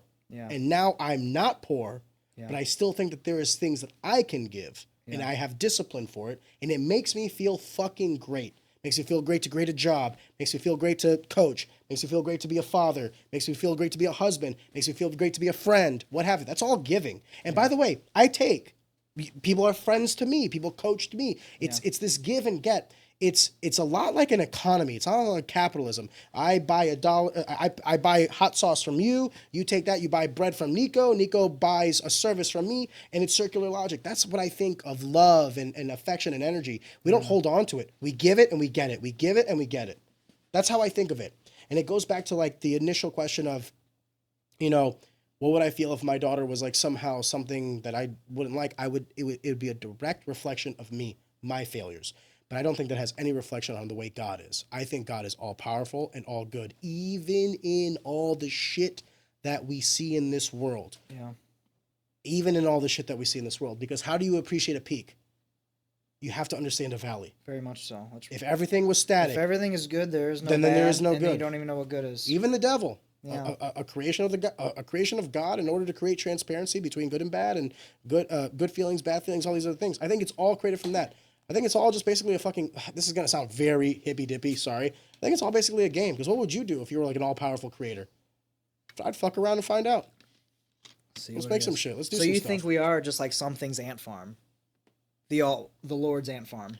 I think that if, personally, I don't think we as humans have the cranial capacity to understand a being as if a god. This is 100% accurate. Like, I don't think there's any words I can articulate to properly describe anyone who says an they entity can such is like as Jeffrey that. Dahmer. I don't think it's Allah. Whatever his name is. I don't think it's Zeus. I don't think it's like, Jesus, his father. I think a being such as that is so infinitely powerful and so above the creations of man that we would be foolish to even start to try to, bring it within mortal bounds. I think it is what we've always felt it was in our core, that there is something greater than us. Because there is. Yeah. Because there is. Oh, 100%. Maybe I'm wrong. What the fuck do I know? I'm just some guy in a suit. You know what I mean? I'm not a theologian. I'm not a brain doctor. I'm none of these things. I'm just a fucking greedy cunt who's having a drink with a friend. Greedy cunt. It's Australian, right? And then Australian fucking... It's a term of endearment. I called one time when I was in elementary school, I think 5th grade. We had a foreign exchange student or whatever, but he was from Australia. Australia? Oh. Yeah. Did he have the thick Aussie accent? Yeah, and he was calling everybody cunts. Ah, you cunt. And then I learned it as a compliment. And then no! And then I called my friend's mom a cunt. And then she called my mom and told her that I called her a cunt, and my mom fucking beat my ass with a belt. Not an incorrect assertion. I'm just saying. So that's why I am the way I am. I just try to be nice and use the new lingo I learned, and the next thing you know, I'm getting my ass whooped with a leather belt. You know what's funny? When it comes to out of curiosity, if you did have children, do you think you could bring yourself to discipline them physically? My mom disciplined me physically to the point of like enragement. Mm-hmm. And my dad never spanked me one time. I don't think I would go that way. I think the way I would discipline a kid is this is what I would do. And I've actually told my friend runs youth groups for the churches, and he'll talk about like kids that are just like total fucking jerk offs. And he'll be like, I just want to strangle this kid. I'm like, you know what you need to do? I looked at him. I said, Matt, you're in better shape than these kids. I was like, what would this kid do if you just grabbed his wrist and just started running? And like, oh my God, you're going to drag this child? The motherfucking kid's going to run, and then he's going to be dead tired, and you're going to force that kid to run until he's fucking super exhausted, and then and then that's how you discipline a kid. You discipline him with hard work. Because eventually they're going to be like, I don't want to do that. I don't know if that's going to work, but that's an idea that I would... Did he? Well, you grab your hand and run? No, like, I remember a story one time I got in trouble at school, and he was a football coach. So I would always go to the practices. The bus would take me to practices. He made me run like 2 miles as a punishment. Like, yeah. 4th grade. No, that's how you do it, because you feel... When have you gone for a run and felt worse? And been less mentally clear? Brother, when I would cut weight. I'm not talking about starving your child. You asked me a question, I answered. You're going for a run in a sauna suit, and you're not getting dinner or a drink. I have not been able... But yeah, no, I'm not. I wouldn't be big for physical punishment. I thought I would be the disciplinary in the family. And don't get me wrong, I'm definitely like dad. You know what I mean? Yeah. I raise my voice, everybody quivers, which is, thank God. Yeah. And I think it's probably because of that I don't have to get physical. You don't have to. But even... My daughter's 2.5. She's not going to watch this. Even if I had to, I don't know if I could. Yeah. Yeah, you'd be like... Yeah, exactly. And I think to myself... Don't do that. Yeah. I think to myself, is this a product of... And I'm still learning as a father. This is my only kid, right? So, give me 5 more years, maybe I can completely change this answer. Yeah. But I think to myself, she doesn't know what she doesn't know. Exactly. And I would rather take the time. She can talk. And don't traumatize them because of not knowing. Exactly. Yeah. I think to myself... myself... It's not a good start to life. I can tell you that. Can I say something? This might sound like very sexist. I think there's actually a position in that for boys. Yeah. For me, my mom beat my ass. Yeah. But not... Now, there's a level to this shit. Does that make sense? Yeah. I think we can all sit here and say there's a level to where it's too far. 100%. What I'm saying is my dad never put a hand on me. Yeah. My mom, a flip-flop, a frozen steak, her hand, you know what I mean? You name it, it was put on me. Frozen steak. But I never looked back on that with remorse or anger. Yeah. Because partially because she never crossed the line, one. And then two, I could directly correlate it to an act that I did that justified it. Does that make sense? Yeah. I think a lot of people, when they do discipline for kids, they go too far. Yeah. And now the kid can't make... It's like training a dog. Yes. Right? If I hit you for everything you do, then you don't know what the fuck you're doing wrong. Doesn't fucking know. Or if I just randomly hit you, you're like, well, there's no correlation. If you don't address it immediately, they'll never tie the two together. The reason I bring this up is the same feeling I have for not wanting to discipline my daughter because I know she doesn't understand. Yeah. That's what I think God is. He will redeem. He will absolve. He will accept. Because we don't know There's definitely a part to what that, the fuck we're right? doing. Sorry, I didn't mean to get super religious on this one. No. Forgive me. That's not the goal with this conversation. But I kind of harp back on this because it is something that I truly do feel. Yeah. And perhaps I'm fucking wrong. And when I go to hell, I'm going to be like, woo, did I get this wrong? What's going on, boys? Well, Giving high fives to everybody on the group chat. Hell, I don't think you're the kind of people Nico's going to be down there. Does he send you the memes? He sent me a few memes. Woo! Sent me a few. I'm not trying to get you to lose your job. If you don't mind, I'd like to pivot. Forgive me. I'd like to pivot slightly to the hot sauce company. Yeah. We've had a lengthy conversation about the individual that is you, your past, some of what makes you today. Yeah. I'm curious what the catalyst was to, before we even talk about hot sauce, why this intrigue in entrepreneurship at this point in your life? Well, I've had a lot of good jobs that I've sacrificed for something in the later, and now is the later. And I didn't even know what it would be, but I knew it would be something. And I know that essentially that this is it now. I've loved hot sauce my entire life. Like, even as a kid, my mom always called me the hot sauce king. I actually thought I was going to make the name of the company the hot sauce king, but I went Stein Brothers instead. But I like Stein Brothers. Me too. Yeah, I got that from Mike Rogers because he always called me, and Eric was always with me. He'd always just be like, "Oh, it's the Stein Brothers. It's Stein Brothers." And I thought it had a good name. It has a family name. Like, who doesn't want to fucking see a family thing on a label, right? Everybody just feels right at home with that. The whole. Yeah, I couldn't imagine using your family name as some sort of title or anything. Not yeah, at all. exactly. Yeah, exactly. There you go. Easy. Fuck, I just got the area. Talk. It's not about having an easy talk. It's the light bulb just went off. Boom. Well, there you go. The You're more you right. know, we need a rainbow. The more you know. But so yeah, my friend, I've always doctored hot sauces up. I'd get hot sauce, and then I'd get some other random peppers from the Mexican grocery store, and I'd put them in my blender, and I'd put it back in the bottle. I've been doing that for 20 years. And my buddy Brent, 15 years ago, was I've always been a really good cook. My grandma was a fantastic cook. She taught me so much on how to cook. My mother, the worst cook you ever met in your entire life. She'd cook a frozen turkey. She'd put a frozen turkey in the oven, and the inside would be still frozen by the time you ate it, and the outside would be burnt. And she'd just tell you to eat around it, with no flint. My mom's different, bro. She wouldn't even flinch. No embarrassment. Oh my god, let me microwave that real quick. She would just keep eating and be like, eat around it. So, bro, when I was I'm trying to give this woman grace. No. The Lord will give her grace. But I fall short. So my grandma so when I turned like 6 years old, my parents divorced when I was 4. So by the time I was like 6, I was cooking for me and my mom. My brother went to my dad, and my sister, she moved out on her own when she was like 16. Man, that's like a recurring theme in this family. Yeah. Yeah. So it was just me and my mom, and I was like, you can't cook for shit. I was like, let me just start taking this cooking over. And like I was like making like real meals. I would watch Channel 9 and get recipe ideas, write them down, and make them. And like so, I've been able to throw it out in the kitchen my whole life. Do you remember the Food Network? I love the Food Network. Bro. I watch it all the time. I thought about entering in the Food Network Hot Sauce Challenge. Is the Food Network still a thing? Yeah. I don't have cable television, so I don't. Yeah, it's still a thing. But when I was like little, dude, Emerald, like the I loved them. Yeah, and then all the people that would cook. Dude, Iron Chef. Oh my God, that Iron Chef was Nothing my beats shit. Iron Chef America sucks, but the original, the OG shit shit, is the I'm like, best. oh shit. Masahuri Nagamoto or whatever.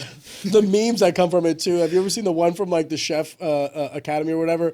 And it's like a blind ingredient, and it's like a black guy, and it's like, you guys gonna cook with chicken, and the black guy's like, woo, give me that check right now.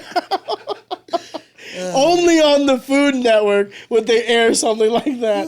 I guess what I'm trying to say is we don't deserve the Food Network collectively as human beings. That's a great channel. Dude. So yeah, I knew how to cook from a young age. My buddy Brent was like, bro, 15 years ago he tried to get me to start a hot sauce company. Why hot sauce and why not? Like if you're talking about it was cooking, like his idea. Well, because I would doctor up hot sauces. I'd get a hot sauce. You used to play with this shit from way back in the for like day. 20 years, yeah. I'd buy like a Frank's Red Hot, and then I'd go to the Mexican grocery store, and I'd get whatever random peppers. I'd just buy all random ones, and I'd fucking figure out what I liked, and people would be like, bro, this is a lot better. And my buddy Brent was like, you should start a hot sauce company. Like, you like this, you're passionate about it. I have like 30 fucking hot sauces at home. I've always had tons of hot sauces. When you say 30 different hot sauces, you mean like different brands? Mm-hmm. Not 30... No, not of my own, no. Okay. I have 3 flavors. These are That's my what I 3 was flavors going to say. I ever know. I just like an assortment. Some are good with, chicken. Some are good with rice. Some are good with chocolate. Then what was the catalyst that like caused you to be like, okay, like I've always had this affinity. I've always been gravitated towards this world. Why now? Just an idea. Just an idea, really. Let me ask the question in a different way. What made me think I'm going to make a living selling hot sauce? Not even that. I was at Boeing for a while, opposed to going back there or whatever. Yeah, trust me, my wife first worked Boeing, so I want to be very careful how we navigate let's that not get conversation. killed. We love you. Yeah, you do great work, yeah. and you defend our country. I'm not a whistleblower at all. No. Put it on me. At all. I like life. Very happy. I would never jump off a building. Yeah. Anyway, Gabe, what made me choose? Yeah, I'm just curious because, like, okay, let me give you kind of like an extrapolation of what I mean. The catalyst for this podcast was I had a lunch with Matt Frazier and Matt McElrath. And the original thought about this was actually like a debate style political thing. Okay. Because I was just so angry at so many people for being echo chambered. Okay. And then over the course of time, and then like we started buying the tech and stuff like that, I realized that I didn't want this product to be negative. Yeah. So that when we did our very first thing, I was like, you know what, let's do interview style. I want to kind of like, we can touch topics, but whatever. Yeah. I can go from that lunch. That lunch was the precursor for all of this. So for me to you, I'm trying to understand what was like the aha moment, the epiphanous moment that created like, okay. This green hot sauce right here. The green was so I started fucking around and just fermenting it for just like my friends and family. This recipe, my green, I developed. So for fun, you weren't even thinking about making this a sauce, quote unquote.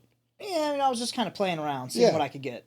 And I worked on this recipe for a year. I wrote everything down. I still have it in my notebook. It's like my little recipe notebook. I'd make it, sample it, too salty, not salty enough, too much vinegar, not vinegar enough. pH is not right. For shelf stable, you have to have low pH. A lot of figuring out this, that, and the other. And then my friend showed me like fermenting is like a lot of people ferment their peppers and it tastes a lot better. So then I got onto that idea. And then after about a year of messing with this recipe, I made my green, and everyone I give it to is like, this is the best hot sauce I've ever had. I'm not gonna lie to you, dude. I had the pineapple one first. Yeah. Woo! It's and spicy. I love heat. Yeah. So like, wait till you try it on a piece of chocolate. It tames it nice. Do you Bro, that's why I brought these. Yeah. Yeah. I mean, do you care? Yeah. Do you mind if I you brought can chips. hand You us can that? try the green on some chips, and okay. So what you should do is try the green. Well, I want to try all three. Yeah. I want to try all three because I had the pineapple and the green one. Yeah. Yeah. So And try then the green on a chip. I'm gonna move this. Remember, it's directional, so it'll still pick us up. Thank you so much, brother. Yes, sir. Yes, sir. All right, let's start with the chips first. Do the pineapple last, 'cause that's the most hot. You should always go. So which one do you want to do last. with the green one then? The chips? The chips, okay. Try green. You want to go with me? Oh, of course, of course. Live taste So test. everybody was like, "This is amazing hot sauce. It's the best." And I've tried so many hot sauces to where I'm like, "Bro, this shit is so much better than everybody else." I was like, "All I need is a good artist and some good marketing." And I know so many people already in the fight community.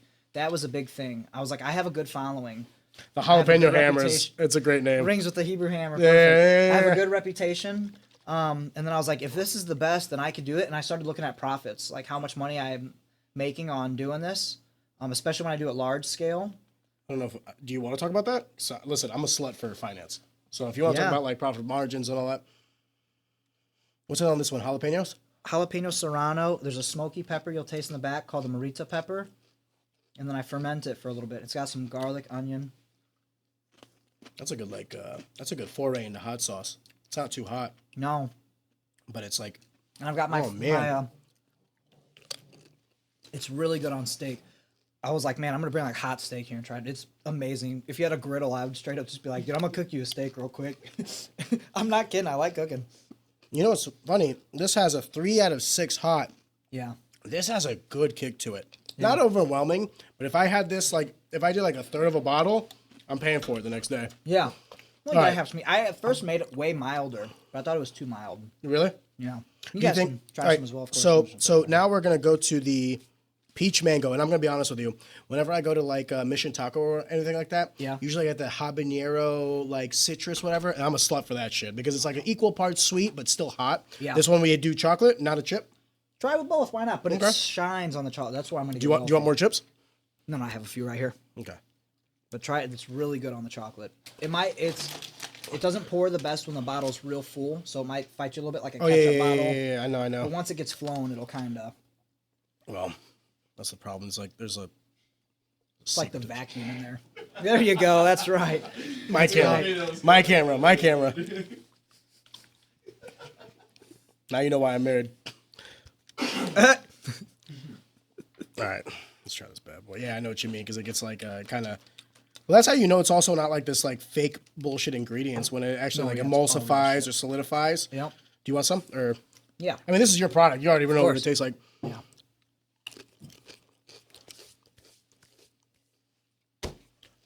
That's my. Give me that back. That's right up my fucking alley. I don't know what real it deal, is. ain't it? Well, here's the thing. I'm also very like. I like citrus. I like peaches. I like fruit. You know what I mean? Yeah. So anytime you can kind of mix the both, I'm a slut for it. Yeah. I'm trying to get more. So what I think I'll do eventually. I'm not there yet, but eventually in a year. You guys want to try this? Yeah, bro. It's good. Come on. bro. Yeah, try it. Share the love. Try it on. Here, try chocolate. the- You're try gonna this be like, one. Holy shit. I will say, good amount of heat. Not overwhelming, but good amount of heat. So It won't hurt you too bad. I want to try this one with the No chocolate. hotter than like a buffalo wing. All right. Is it on the wide shot? Yeah. All right, just don't block the camera. All right, so now I have never in my life give it a little. eaten hot sauce with chocolate. This is a first. Bro, I was stoned. I got the idea. I was stoned making the pineapple. You got to try this one with me. Oh, of course. I was stoned making the pineapple. The mango's good on it too, but yeah, try the pineapple. Just jump right to it. I was stoned and I was like, fruity, spicy is good combo. I put it on there and I tried it and I was like, this Not is bad, right? amazing. It's really good. Yeah. I've had so many hot sauces. It's like a good mix between all. That one come out kind of quicker. That's what she said.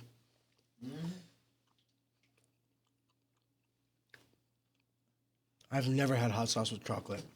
Hey, wash it down. What do you think? Wash it down with a sip of whiskey. It's just not a bad vibe. Does that make sense? No.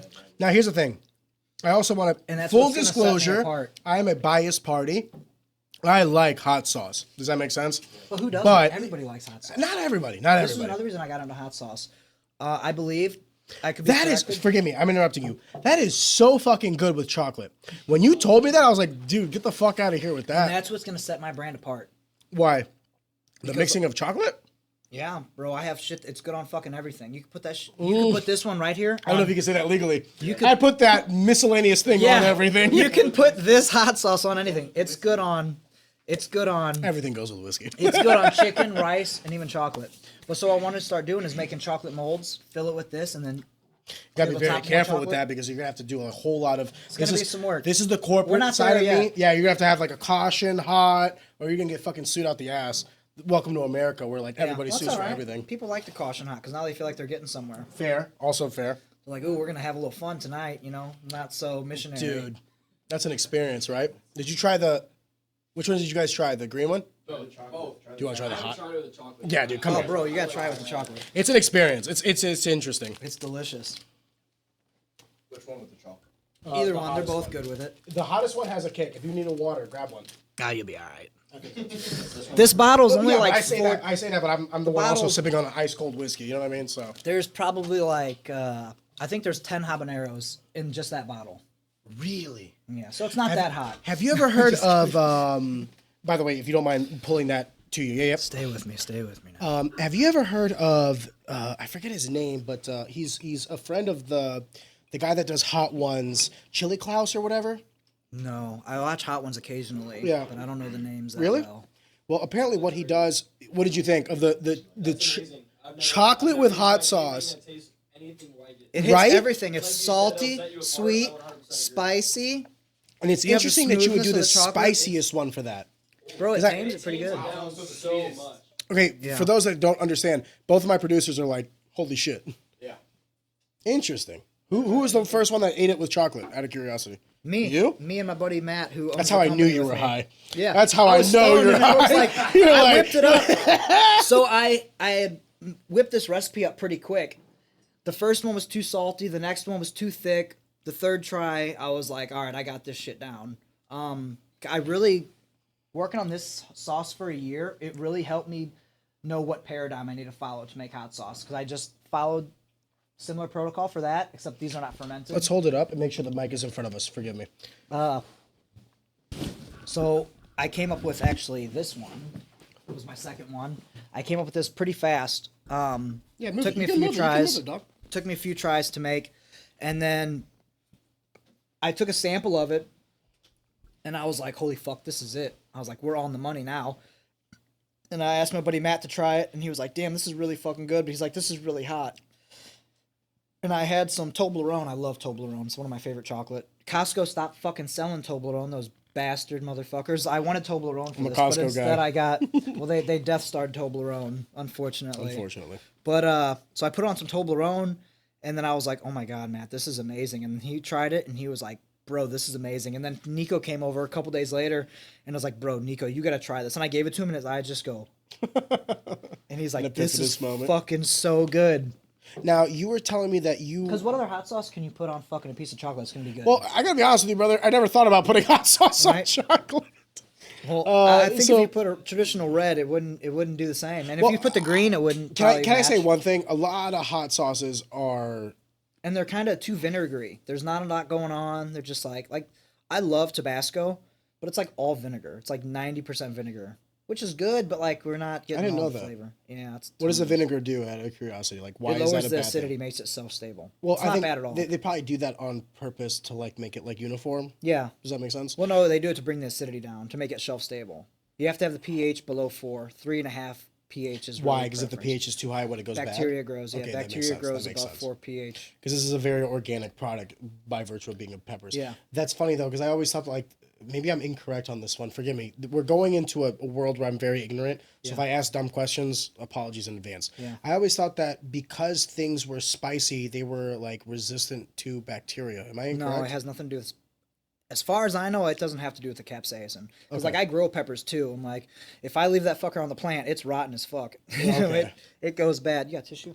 Yeah, yeah. Right next to him. Throw that over here. Good catch. Would you mind giving me one too? But only the best quality tissues for Easy Talk. At least we got Fiji waters. Oh, he does it. And Pellegrino. And San Pellegrino. So what also made me Got it. Quality bounty. Put that on the list of things we need to buy. There you go. So what also got me in hot sauce is Americans love condiments. And I started looking up the number one gross domestic product for America, I believe, is automobiles. Didn't know that. Yeah, Could have condiments. sworn it was porn. Automobiles, you make so much on a car, especially a used car. You'll take one car and sell it 3 fucking times and make That makes sense because of the resale value. You can't A resell porn. $40,000 car, you'll make $100,000 on, because they'll sell it for 40, and then 2 years later it'll get sold for 30, and then 3 years after that it'll get sold for 15. You know and what's all the funny? interest they make on it as well, is just insane, bro. On that point, can I tell you some anecdotal But thing? condiments fall right after that. Americans love condiments. Okay, which condiments, ones? Ketchup, mayo, all of it? It's generally speaking, yes. Ketchup, mayo, hot sauce, pickle Maybe that's relish. why we're so fucking fat. Americans love condiments. Is hot sauce a condiment? Yes, technically. On the same Yes. thing as like ketchup? Technically is a condiment, yes. But it's correct me if I'm wrong. Isn't hot sauce healthy? Yeah, but the reason I asked that is when I used to cut weight, I would eat like, hot sauce is very healthy. boiled chicken with fucking pepper. And that's what I'm saying, bro. I can give flavor to fighters. Yeah. And this is all real shit. I don't put no chemicals in there in my stuff. It's all solid. My pineapple has, not the pineapple, but the peach mango has citric acid in it and ascorbic acid. I wanted to leave that out, but you can't get frozen fruit without it. You at least can't get frozen peaches without it. Even organic has it. And citric acid is literally just the acid from citrus fruit, and ascorbic acid is just pure vitamin C. It helps keep the peaches more stable. You have a heat level here from 1 to 6. Yeah. The left to right is 3, 4, 5 as I read it. Yeah. Are you thinking about doing a 2 and a 1 and a 6? Yeah. Do you already have them? I'm working on a red right now. I actually have. I just ordered my ingredients. What does that mean? A red? Forgive me. I'm sorry, a red sauce, just like a traditional. Okay, I believe every hot sauce company needs just like a middle of the road. Open to everybody, red, right? Like when you think of hot sauce, what picture do you close your eyes and you hear hot sauce? You think of a red bottle. Yeah, Tabasco. Exactly. What do they have at Mexican restaurants? Cholula, Tapatio. Yeah. That one slaps. So I'm working on making a red hot sauce, and I want to make that a little bit more mild. And then I'll probably make one that's like crazy hot too, because that's already pretty hot. And someone said that to me. So my friend Abe, who trains with me at Wolves Den, I gave him a bottle of pineapple, and he was like, "Bro, this is hot as fuck." He's like, "Do you have one? Like this only has 5 of the 6 stars or the flames." He's like, "Do you have a hotter one?" And I'm like, "No, but I wanted to leave some wiggle room for if I ever do like a ghost pepper one or whatever." Which I don't even really mess with that shit, but people like it. There's a market for it. That's why it exists right now. There's this affinity towards like suffering. Yeah. And a part of the interest in hot sauce, don't get me wrong, very flavorful. But I can tell you right now, for me, the joy is also like overcoming that heat. Yeah. Does that sound stupid? Yeah, you live a little. I'm like, yeah, I'm a fucking man. Yeah. I can eat hot omelets. So I started running the numbers, and I was like, this is something I'm passionate about. I was like, I fucking love hot sauce. I love cooking for people. My whole life, I've always been very giving. I like helping people. It's always made me feel good. And it made me feel kind of like my calling, you know? So, and then I started seeing what seeing you're the doing with these hot profits sauces, brother. You're giving these plumbers a good job. Yeah, there you go. Exactly. I'm keeping everybody employed. Keeping the toilets backed up and everybody employed. But, oh my God. So yeah, you know, You're it's in constipation, one bottle at a time. And I love it, and I believe in it, you know? What do you mean by you believe in it? Forgive me. What does that mean? I believe it is a quality product that it is enjoy. delicious. I will say that it is delicious. I believe that people will not buy this and be unhappy with the $12 they spent. They're going to buy this and be like, I'm very happy with this. Yeah, each bottle was delicious. I will say this. I'm pretty good with heat. Green, which is a 3 out of 6 heat. And I didn't make this pineapple for everybody, right? I know that that's not a heat for everybody. And that's why I made this one. No, but that's what I wanted to make a fruity that was not as hot. That's kind of what I was getting at. Was like, so like I like heat. Yeah. The 3 for me is like every day. Yeah, so exactly. Like for me who likes heat, you could put that shit on. I could put that shit on everything. Things. Yeah. Personally, the peach mango, or was it peach mango? Yes, correct. Yeah. It is peach mango? Yeah. I want to make sure. I tried to do just mango, and it was too mild. The mango didn't come through because it's too enough. sweet. It was too mild. The flavor didn't come through good. All I tasted was sugar and spice. There was no real flavor, and that's how I introduced the peach to it. Yeah, dude, that one was really fucking good. Yeah. For me, preferences, I'm also like I said at Mission Taco, I like the mango habanero. That peach mango is right up my alley. Now with a 4 out of 6 heat, that one hit. But like not bad, like exactly what I'd want. Because here's the thing. you're gonna eat multiple tacos. You're gonna eat multiple nachos. Yep. So it's not the first chip. It's like the 8th chip. It's the 20th chip. It's like you're gonna That keep starts eating getting it. to you, yeah. Yeah. Then it fucking And ties then up. you're fucking just sweating. Yeah, but that's part of the Bro, I joy. eat so much hot sauce that my sweat literally burns my eyes. Does it? I'm not even making that up. Really? Bro, yeah, I'll wear a headband when I work out sometimes because of sweat. I assume it's. Did you imagine rolling with this guy in jujitsu and like he just sweats in sweating your his face? You're like, Jesus Christ! It's my mace. Competitive My little advantage, mace. dude. That's like, don't say that too loud. Tim Lukianoff might watch this and Bro, be like, they're gonna text me for capsaicin. You can only have so much in your blood. This guy's got too much capsaicin in his blood. Get out of here. because you're not done fighting. You know what I mean? We were talking yeah. about your fighting career, but I will say that. But the last one, the pineapple one, which is hilarious because pineapple you don't necessarily associate with heat. That's fucking hot. So 5 out of 6 hot. I'm telling you, I like hot sauce. That was fucking hot. On the chocolate, very like It cools good it down, doesn't it? It's game. surprising how much it It's sweet. tames it. Actually, not really. It's like putting a muzzle on a dog. Mm. He's still dangerous, but you know he's Don't- don't be around him a little bit. No, I'm thoroughly impressed. I got to be honest with you. Thank you. I've had a lot of entrepreneurs on. Some of them, And the art's killer, bro. I fucking hired like a real cartoonist. He's not cheap, no, he's bro. did a He's great not job. cheap. I pay a lot of money for No, those. packaging, But, dude, he the killed bottles. it. He's good with the story. He knows everything. This guy, he's done cartoons for multiple companies. Like he knows what he's doing, bro. What happens when a former NCAA wrestler teams up with his brother to handcraft hoof-splitting hot sauce? You get a real ingredients that kick back and never tap out. There you go. I like that. There you go. And I chose the goat because my family crest is a goat on a shield. If you look up, Are you Stein telling me that family you're the crest, greatest of all time? That's right. My hot sauce is. I don't know about me, but my hot sauce is. But so I chose the goat because that's my family crest, and this has Stein on the front. Now no one's gonna read the word Stein and be like, the goat is the family crest on a shield, but Brother, it means something to me. If it works for law firms, it'll work for a hot sauce. Yeah. Here's my question for you. We were talking off the record that you still have to go through FDA approval. Yeah. So if you don't mind me asking, What does that entail?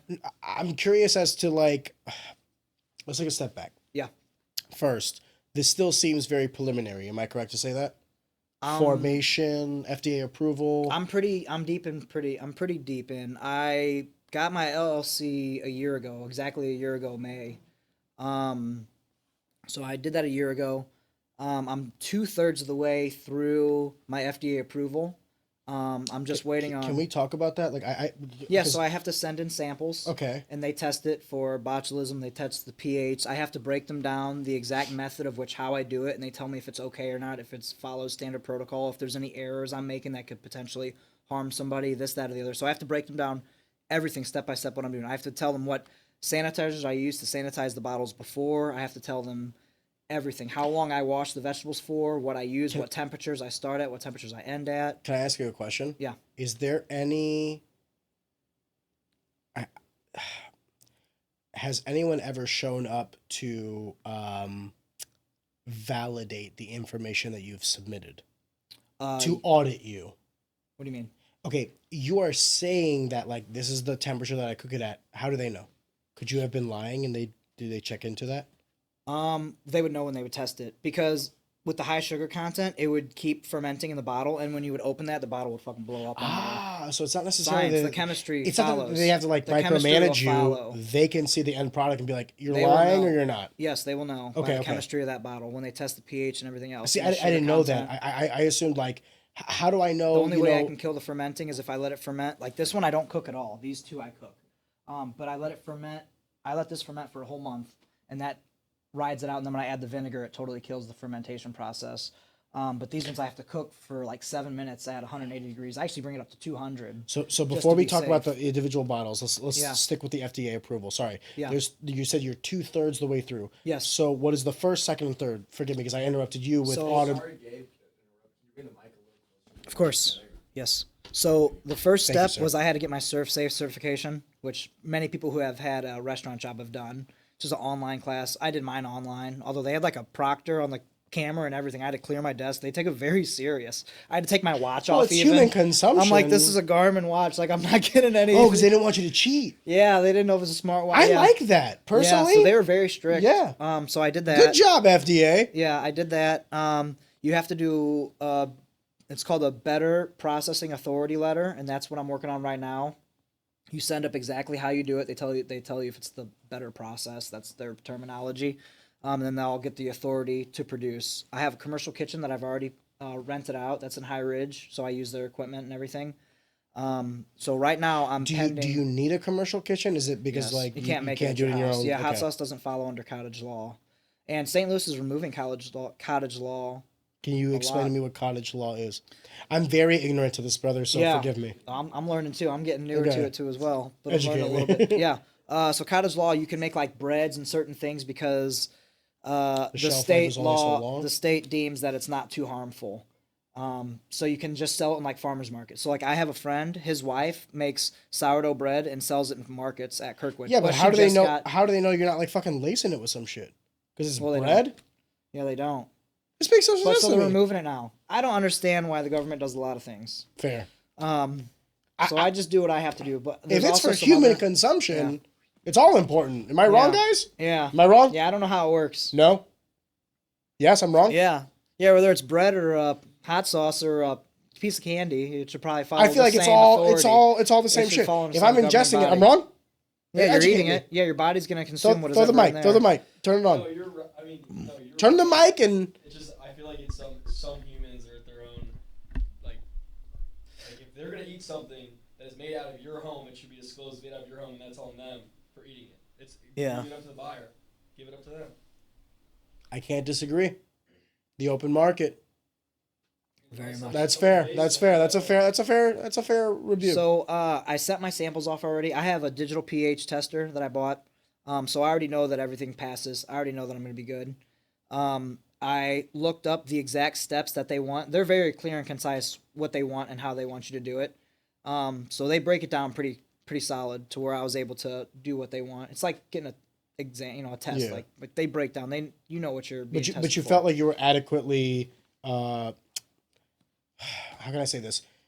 There was enough. They had clear enough guidelines for me to follow. Exactly what I was trying to say. Like you Yes. never felt like you were set up for failure. No.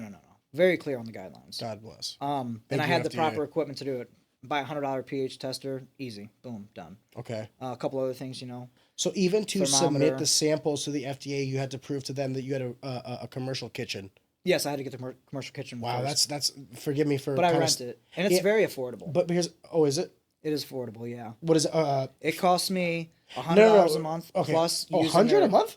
plus equipment fees, but it ends up being like $300-400 a month for everything. That's not bad at all. Very reasonable, That's and not it's bad at all. 24/7. I have a key and everything. That's not bad at all. It's very nice. God bless. Okay. Yeah. Okay. Because Otherwise, I was gonna have to get like a $300,000 loan for my own. that's what I was fucking gonna building. say. So Yeah. By the bro. way, if you want to disclose money, by all means, I'm willing to go down that path. Yeah. But just so you know that, like, if I have to ask questions, I am not trying to pry information yeah. from you that you don't want to give. Like, Yeah. this is I'm pretty open. okay. I just want to make sure you understand, like, whatever you're willing to give. Yeah. 2 of 3.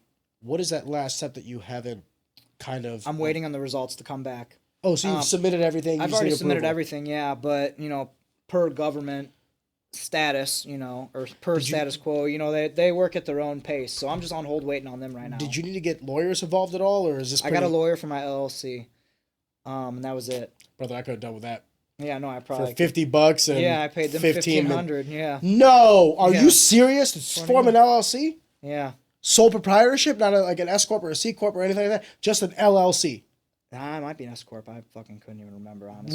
Look into that, because if they set up an LLC for $1,500, I'll get you my lawyer. We'll sue them. That's malpractice. I'm not yeah. even joking, I'll dude. have It to takes send you the $50, guys. Anybody want to form an LLC in Missouri? You can literally do it in 10 minutes. Yeah, give it a plug. Tell them where to go. Sorry, MissouriLLC.gov. Really? It's you could Google, guys. This is not difficult to form an LLC. Okay, take a step back. To form an LLC is incredibly easy. To set up the EIN, to That's get, what they did for me as well. They set all that up for me. I could have done it for you for $10. Oh well, fuck. 1,500 is. They took you wanna me sue for a them? ride. No. We'll talk about it. I am Jewish, but We'll talk. I'm not that Jewish. I'll be all right. I'm over the 1,500. I've made more since then. It didn't He break said me. it's in my blood. It is in my blood, but I will go the other way. That is the fucking line of the night. I am Jewish. God bless. He said, my last name is Stein. Yeah. No, But no. God bless. I didn't go bankrupt. I didn't lose my house over I $1,500. know, but just because you can afford something doesn't mean you should be swindled out of it. Does that make sense? Oh, you ain't wrong. It's the past, though. God bless. I'll You're a live better and man learn. than I. I would have fucking From now on, scorched I know. earth. $50. But so yeah, all I'm waiting on is the FDA to get it back. I know that I'm gonna pass because I've already everything they sent me on the checklist all passed already. So then I'm what is prepared the for it? okay? So then what is they sent you a checklist where everything's passed? I'm confused. What's the delta here? They sent me a checklist of everything that they will be testing for. I Okay. bought the equipment, tested it myself. They told me the process that falls under FDA regulation, so I followed that process under FDA regulation. For instance, cooking the sauce to a certain temperature for a certain time, right? I didn't know that on my own. They told me, and I figured it out on my own. And then I was like, oh shit, wow, yeah, it doesn't ferment in the bottle no more. It's not like at first when I started making it, I didn't So cook some it of the long enough. regulation actually helped you. Oh, very much so. Yeah, they helped guide me along where to go. I've never heard that before. So Yeah. So they were actually doing good. But now I'm just on hold with them. So I'm in talks. I talk to this guy regularly. how long is on hold out of curiosity? Like how long? Have They you been waiting? say 3 weeks to a month, but it's the fucking government. Yeah, fair. But so like this is like New, dude, yeah, you I could sent it off be- 2 weeks ago. Okay, do you mind if I ask you next step? Like, have you kind of gotten all the infrastructure in place? So, like, you get the FDA approval. Yeah. What's step 2? Getting in stores. Okay. But a lot of stores you can only apply to once a year. So we'll have to work on that. I'm working on building an online shop right now. My friend who owns the other part of the company with me, he's like all the tech. So he's working on building the website, building the online store, all like the off. I work on cooking and bottling and making the recipes. He does like literally everything else, all the logistics of the company. He follows up with. But so my next step would be getting my online store up, getting my supply up to support it. I have a good name, I have a good following. Start sponsoring people. Start sharing with athletes. Manufacturing wise, or sorry, I don't know if manufacturing is the correct term to use for this. Yeah, But for manufacturing wise, what is like the amount of demand that you could actually supply? How By many myself? bottles? Yeah. Because that's the next question, right? Is like scope, like Yeah. what can you actually handle? So get this place that I rent, their commercial kitchen. If I give them a week's notice, they have employees on hand that I can hire for $20 fucking an hour, and bro, all they do is make sauces. So they own Paying you guys too much. the commercial kitchen. Is owned by the people who own a salsa company called Two Men in a Garden. I don't know if you've ever seen it before. It's a pretty common product. I'm sure now that I say the name, you'll see it in like a week and recognize it. But so It is one of those things where I'm not looking salsas. for it, so I probably don't see it. Yeah, but now that you know the name, you'll see it everywhere. They're pretty common in here, but so their employees already make that. Like they make salsa full time, so I can hire them for $20 an hour. Now, since it's my company, I have Do they to make be salsa there. for your competitors? They make it forever. Interesting. Yeah, we're gonna start paying them that little extra. Well, Bump a couple too much tabs of salt. No, I would never never tell you for a competitive advantage to subvert your enemies. I mean, your competitors. But I'm not worried about it because I know I got the best product. God fucking You know bless. what I'm saying? Like I don't even care. Like give me your best because I know Damn, mine's Gabe, better. don't let your cock out on camera. Like, But the last question I want to ask you on this, and then I would like to free ball it if you don't mind, Yes. is what would be the consideration or the metric for success for you with this? like how is it gonna happen? No, what is the metric for success What for do you mean by what is the metric for Okay, success?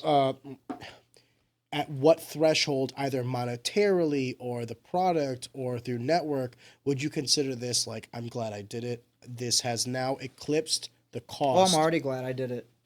Okay, but it has already eclipsed the cost of what you put. Eh, First of maybe all, broke does even so monetary far. does monetary matter to you? Oh, 100%. I'm doing Okay. this to make a living for Okay. sure. Oh, so this is like gonna be the end all be This all. is gonna be my full time job. I'm making this my full time job. fucking 100%. bless. I dog you right now. 100%. You want to know why I say that? Yeah. A lot of people say they're entrepreneurs, but a lot of Yeah. people don't necessarily commit to entrepreneurship. No, this is my This is the thing. this is my way out of fighting. I know I can't fight forever, and I had a lot of injuries in fighting, and I unfortunately never got to fight for like a real world title. And at 35, I have to be real with myself and realize that I probably won't. But that drive will never die in me. So I'm like, all right, I'm gonna be the fucking best fucking hot sauce making motherfucker you've ever seen, and everyone's gonna love it, and people will know my name whether it's through fighting or through hot sauce. They're gonna know Gabe Stein existed. God bless. So that's my drive. And yeah, I know the product's good. I know a lot of good people. I'm pretty good at marketing with people locally. I have a lot of ins with a lot of small shops. So once I'm ready, can I keep the 3 bottles that we didn't? those are for you. I'd That's why I like brought to- 6. I brought 6 to sample, and all these are yours. I'm not taking any of them back. No, thank you. The reason I say that is I'd like to put the other 3 on the. No, that'd in be the studio. that would be awesome. okay. I would love that. There's my Maybe freaking we marketing can right smooth there. a chess piece and fucking wear like a hot sauce guy now. Yeah. So I love it. But yeah, this is gonna be my. I obsess about martial arts right now, but I'm 35. I know by the time I'm 30, so I don't want to fight past 37. There's nothing in it for me past 37. Can I ask you on that, not to deviate too much from this conversation about the product, but like, okay, so like you're very cognizant of your physical capabilities, as was I. Yeah. I could keep on. I'm 32. Oh, you could fight tomorrow. Not tomorrow, but Yeah. If I got back into camp, I could get back into the groove. You know of how to things. fight. You know how to But work like, hard. for me, it was like if I'm not gonna be the best in the world, then I'm out. Exactly. For you, Yeah. I'm trying to understand. I need a you career said I can hang earlier- my hat on. You need And I'm what? not. I need a career that I can hang my hat on. What does that mean? Know that I gave it my all through Have all you the not bumps already? and bruises. I got a little bit more in me I could give. Well, what is the difference between give it my all and gave it too much? Very fine, about as big right? as the line you can see. Yeah. Right now, that's a hard one to call. You said 37. Why age and why not how you feel or whatever? Well, you Or just why watch not the little commit to guys. this? Yeah, well, I am. Why I'm in. fight? Yeah, because I still want a few more. I want a few more Motherfucker, make a scraps. few more bottles. I got another more coming. You could do both. I can do both. God I can bless. 100% do both. I agree with that. That answer I like. When I'm done fighting, it is without a doubt impossible to deny the fact that I will be better with my hot sauce, right? When I'm not split, there's no way to deny that I'll be a little more in. Maybe. But I love it, and I get good Maybe. marketing. And honestly, when I fight, people see me. They're like, holy fuck, this guy's the real deal. Now I got my name. So maybe I'm doing it for a little bit of marketing now. well, That's not really why I'm doing it. But at the end of the day, when I'm 60 years old and I'm looking at myself in the mirror, I want to be like, you fucking did it all. And I'm not there yet. you want to know what I want to say when I'm 60 years old in the mirror? What? Man, that's a nice yacht. Yeah. I don't give a fuck about any of this other shit. Yeah. Maybe That's I a should nice stop caring yacht. about it. I don't That's a know. great Rolex. Look at that Ferrari. What Yeah. the fuck are we talking about? Oh, I'll be there. Okay. I know I'll be and there. and I like that. I guess let me take a step back. I used to think that. I used to think when I was a fighter, like this is everything, and Oh, I know What fighting's am not I- everything for me. well, I used to think that. Yeah. I used to genuinely believe like Arion You was have to be. synonymous with fighting. You I have was to trying to be be. the best in the world, and I was like Yeah, young and you should be.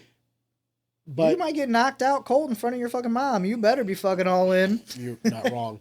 But when I was done, very reminiscent to what you were saying, like that competitive spirit transcended to a lot of other things that I did. Very much. Can I tell you another thing that's done Please. for someone that's been 3 years out of the game now? Yeah. I look at my career at fighting the same way I look at my career as wrestling. Yeah. Almost a lifetime ago. It was 2.5 years ago that I stopped fighting. Wow.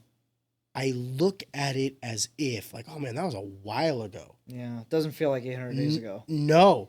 It feels like a lifetime ago. I feel like a fundamentally different person. That's why I'm asking you the question. And by the way, by no means am I trying to get you to quit fighting. That's not the goal. Like, you're Yeah. going to do whatever the fuck you want to do. I'm not trying to put it in doubt. I'm genuinely curious why I waited to be an entrepreneur until I was done fighting. Yeah. You're an entrepreneur and fighting. Yeah. Why not drop the fighting?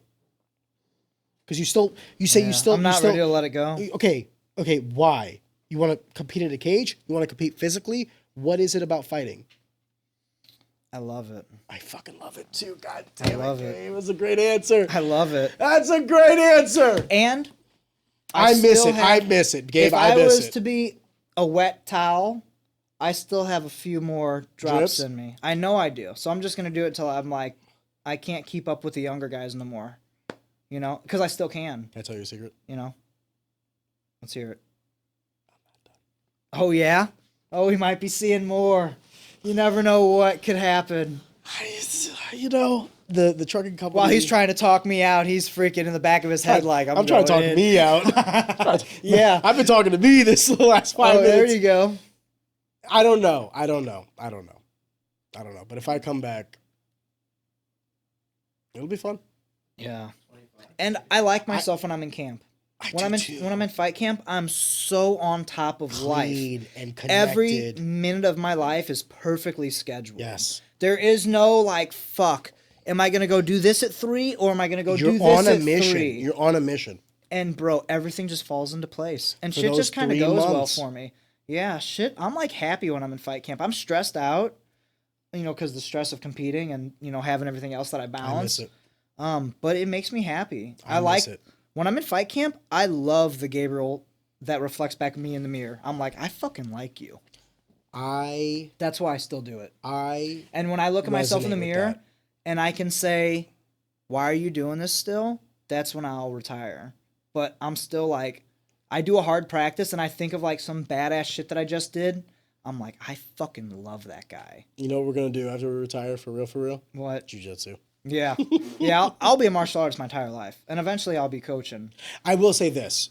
You want to know the love real reason I coaching. haven't gotten back into fighting immediately? 'Cause you're Coaching. Yeah. If I wasn't coaching, for sure, I would have lost my fucking mind. Yeah. But I've been thinking about it recently, and I thought to myself, like, okay, the reason I retired was because I wasn't going to be the best in the world. Yeah. So then I retired. Yeah. But, you know, I'll tell you the circumstances that could happen to prevent me from coming back. Another kid. Yeah. If I start another business right now, the trucking company is kind of like running itself with a dispatcher that I hired Beautiful. and everything. The podcast it takes time, but not an immense amount of time. And everything else is just smooth right now in my life. So, like, I have found myself with some free time that I wasn't previously Yeah, wow. available to. So I thought to myself, like, right now I'm filling it with reading, right? Yeah. But then I thought to myself, like, why the fuck am I reading books? What's your Like, favorite book? right now I'm reading I sent it to him, the Lords of Finance. Lords of Finance. And it's a lengthy read. It's a couple hundred pages, and it's a hard read in the sense of if you're going into it with no financial knowledge, Oh, yeah. I would not recommend this book. You're gonna have to have your computer Yeah, open. it to doesn't Google terms and hold your figure stuff hand. out. You're gonna have Yeah. to understand the You're gonna jargon. have to do research to keep up with. But them. if you do, I'll give you a prime example of within the first 100 pages what I learned from this book. Had the Great Depression not happened, you can make the argument about the Treaty of... we are deviating, guys, right now. We're going away from hot sauce to World War II. That's all right. We can go off to it. The Treaty of Versailles, after the end of World War I, would have dictated that inevitably there would have been conflict with Germany because we did not understand how to be victors of a world war at the end of World War I. It was always preordained for Germany to revolt because imagine, you know, there's a child and they did something wrong, and instead of like trying to teach them, you told them, you told them you couldn't go play in the playground and you can't play with your friends. How long until they said, go fuck yourself? Yeah. How long until they were a rebellious kid? So I will say when I make this comment that the Treaty of Versailles would have always inadvertently caused Germany in some way, shape, or form to revolt against the war.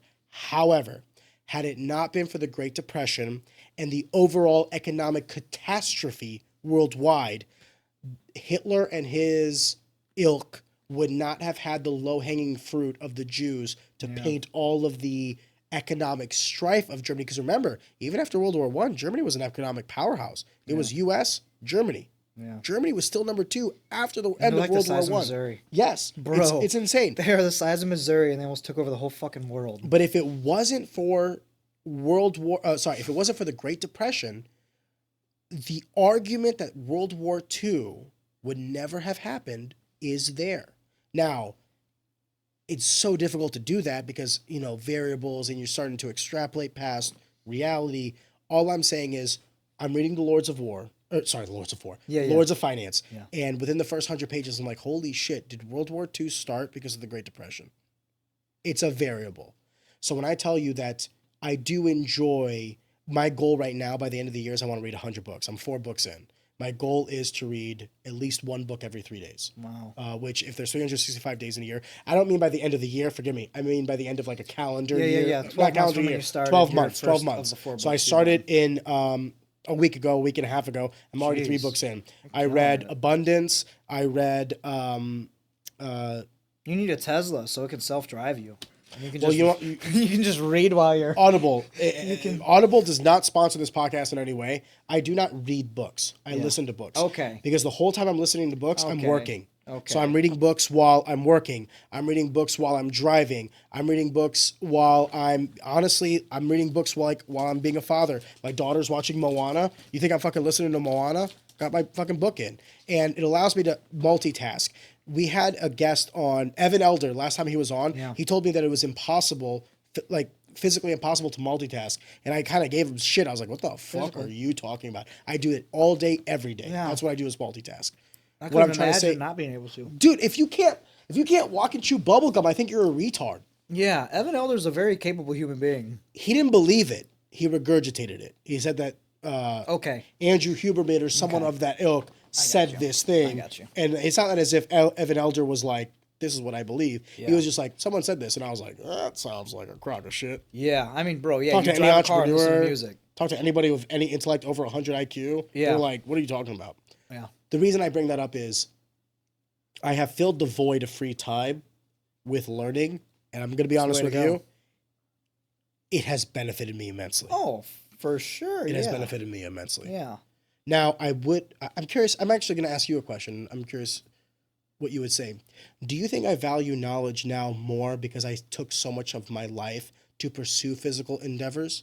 Or do you think that I would have acknowledged the value of knowledge even back then? Well, you're a smart individual. You're not certainly going to devalue the value of knowledge, even as an athlete. You're not going to be like, I'm fucking trying to be a world champion. Fuck understanding how the world got to where it is now. I don't think you would take that outlook. You're not that barbaric. To your knowledge? Yeah, to my knowledge. But, I mean, you're not wearing a loincloth. You got a fucking suit on. You know? What's underneath the suit? But I think you appreciate it more. For sure, you Yes. appreciate it more. But you When wouldn't you have- say appreciate it more, you mean knowledge or Yes. combat? No, knowledge. I think you, Both. really? You appreciate combat more now? Yeah. Why? What about it? Because if the people that didn't conquer, I wouldn't be able to have the society that I live in order to value knowledge. Yeah. Every So you're not talking about your combat career.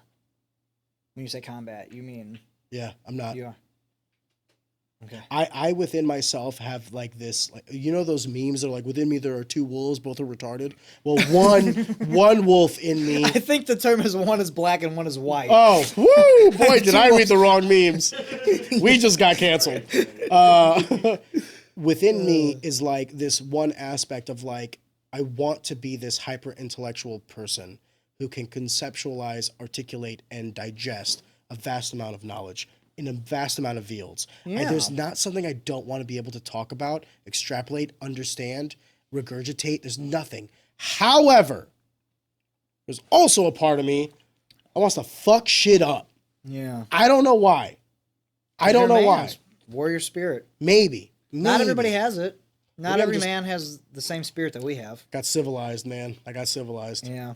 Yeah, it's like the meme. It's like what is it? I just saw it the other day. I've seen it like 100 times. It's like, Two wolves?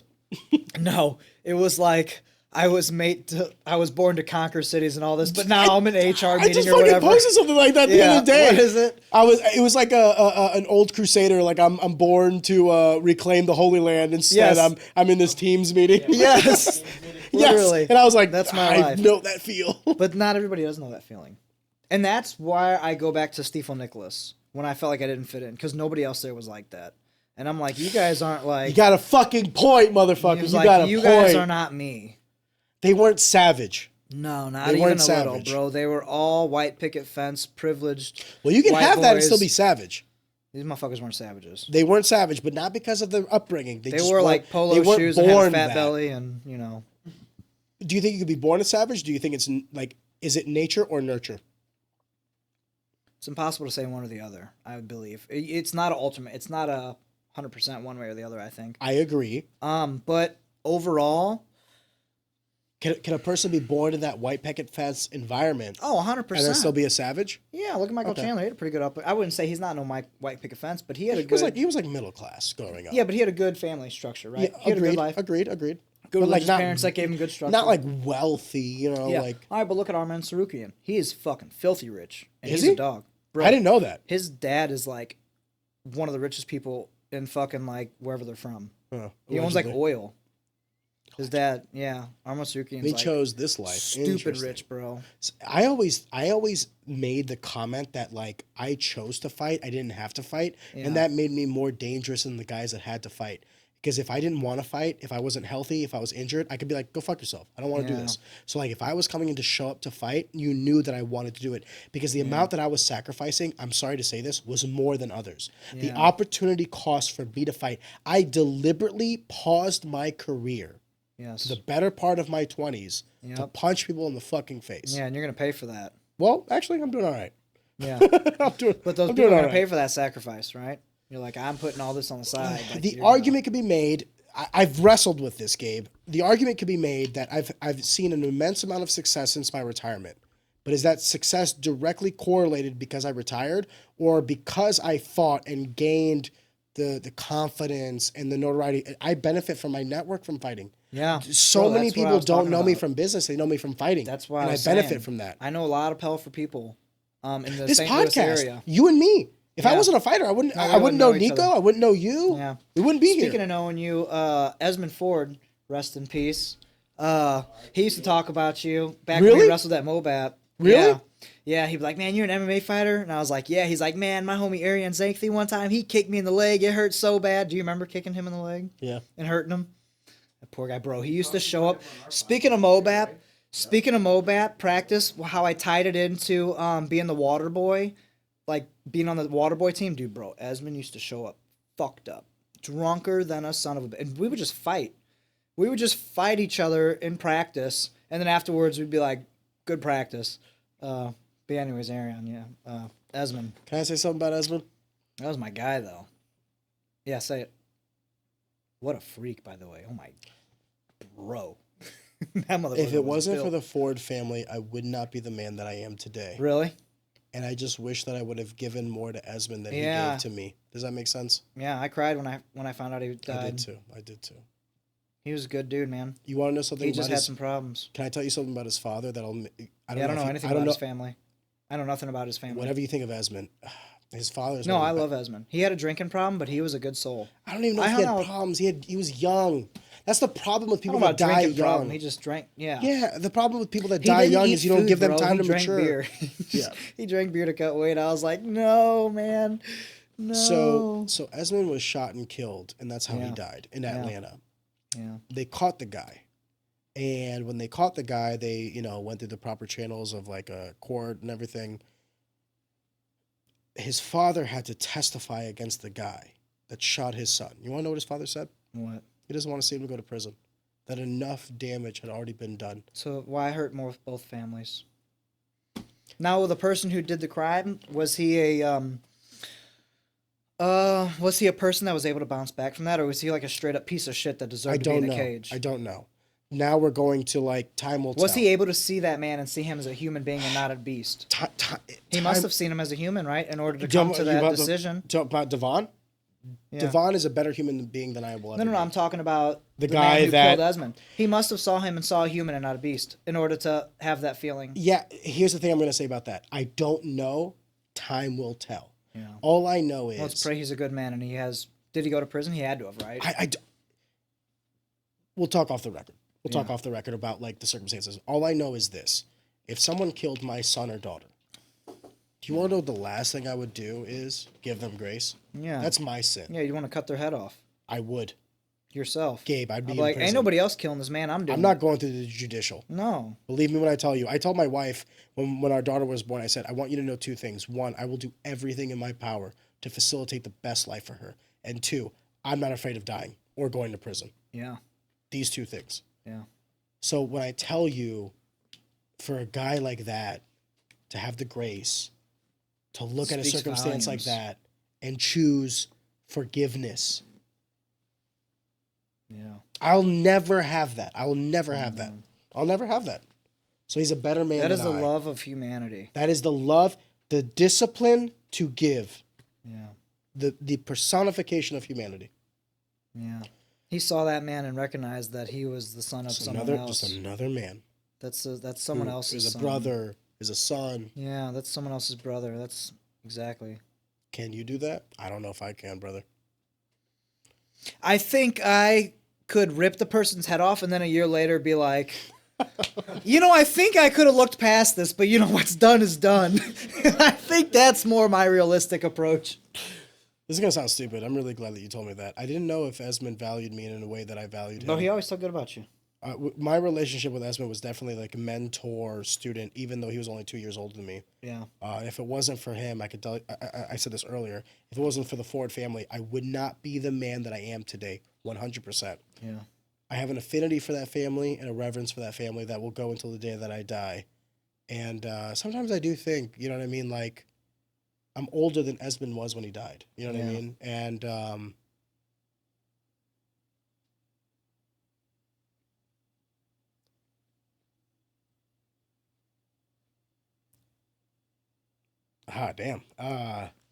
You know,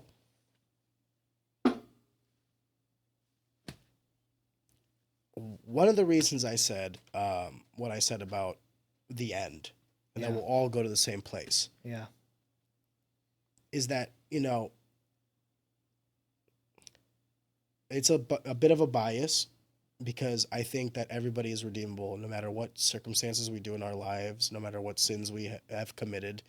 We are always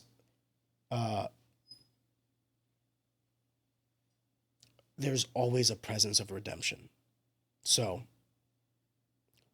one day I'll see him again. We'll go to the same place. Yeah. One Without day. a doubt. Yeah, one day. And once that day comes, it's forever, buddy. yeah, and then we'll talk. And then it's forever. And then we'll talk. I didn't know that Esmond even talked about me. Yeah. It's funny that you say that. Yeah, because when I went to MOBAP, I was an MMA fighter. I wasn't a wrestler, wrestling on the wrestling team. I was So a you fucking guys MMA fighter. Wrestling, yep. And then that's how he tied it together. He's like, you know Arion? And I was like, not super well, but a little bit. You know of me, but not me, yeah. Yeah. I say that all the time about people. Gabe, you gave me a gift tonight. I didn't even think about it. Thank you for that. Amen. Seriously. Amen. I'm a little flustered, to be honest with you, and I appreciate that.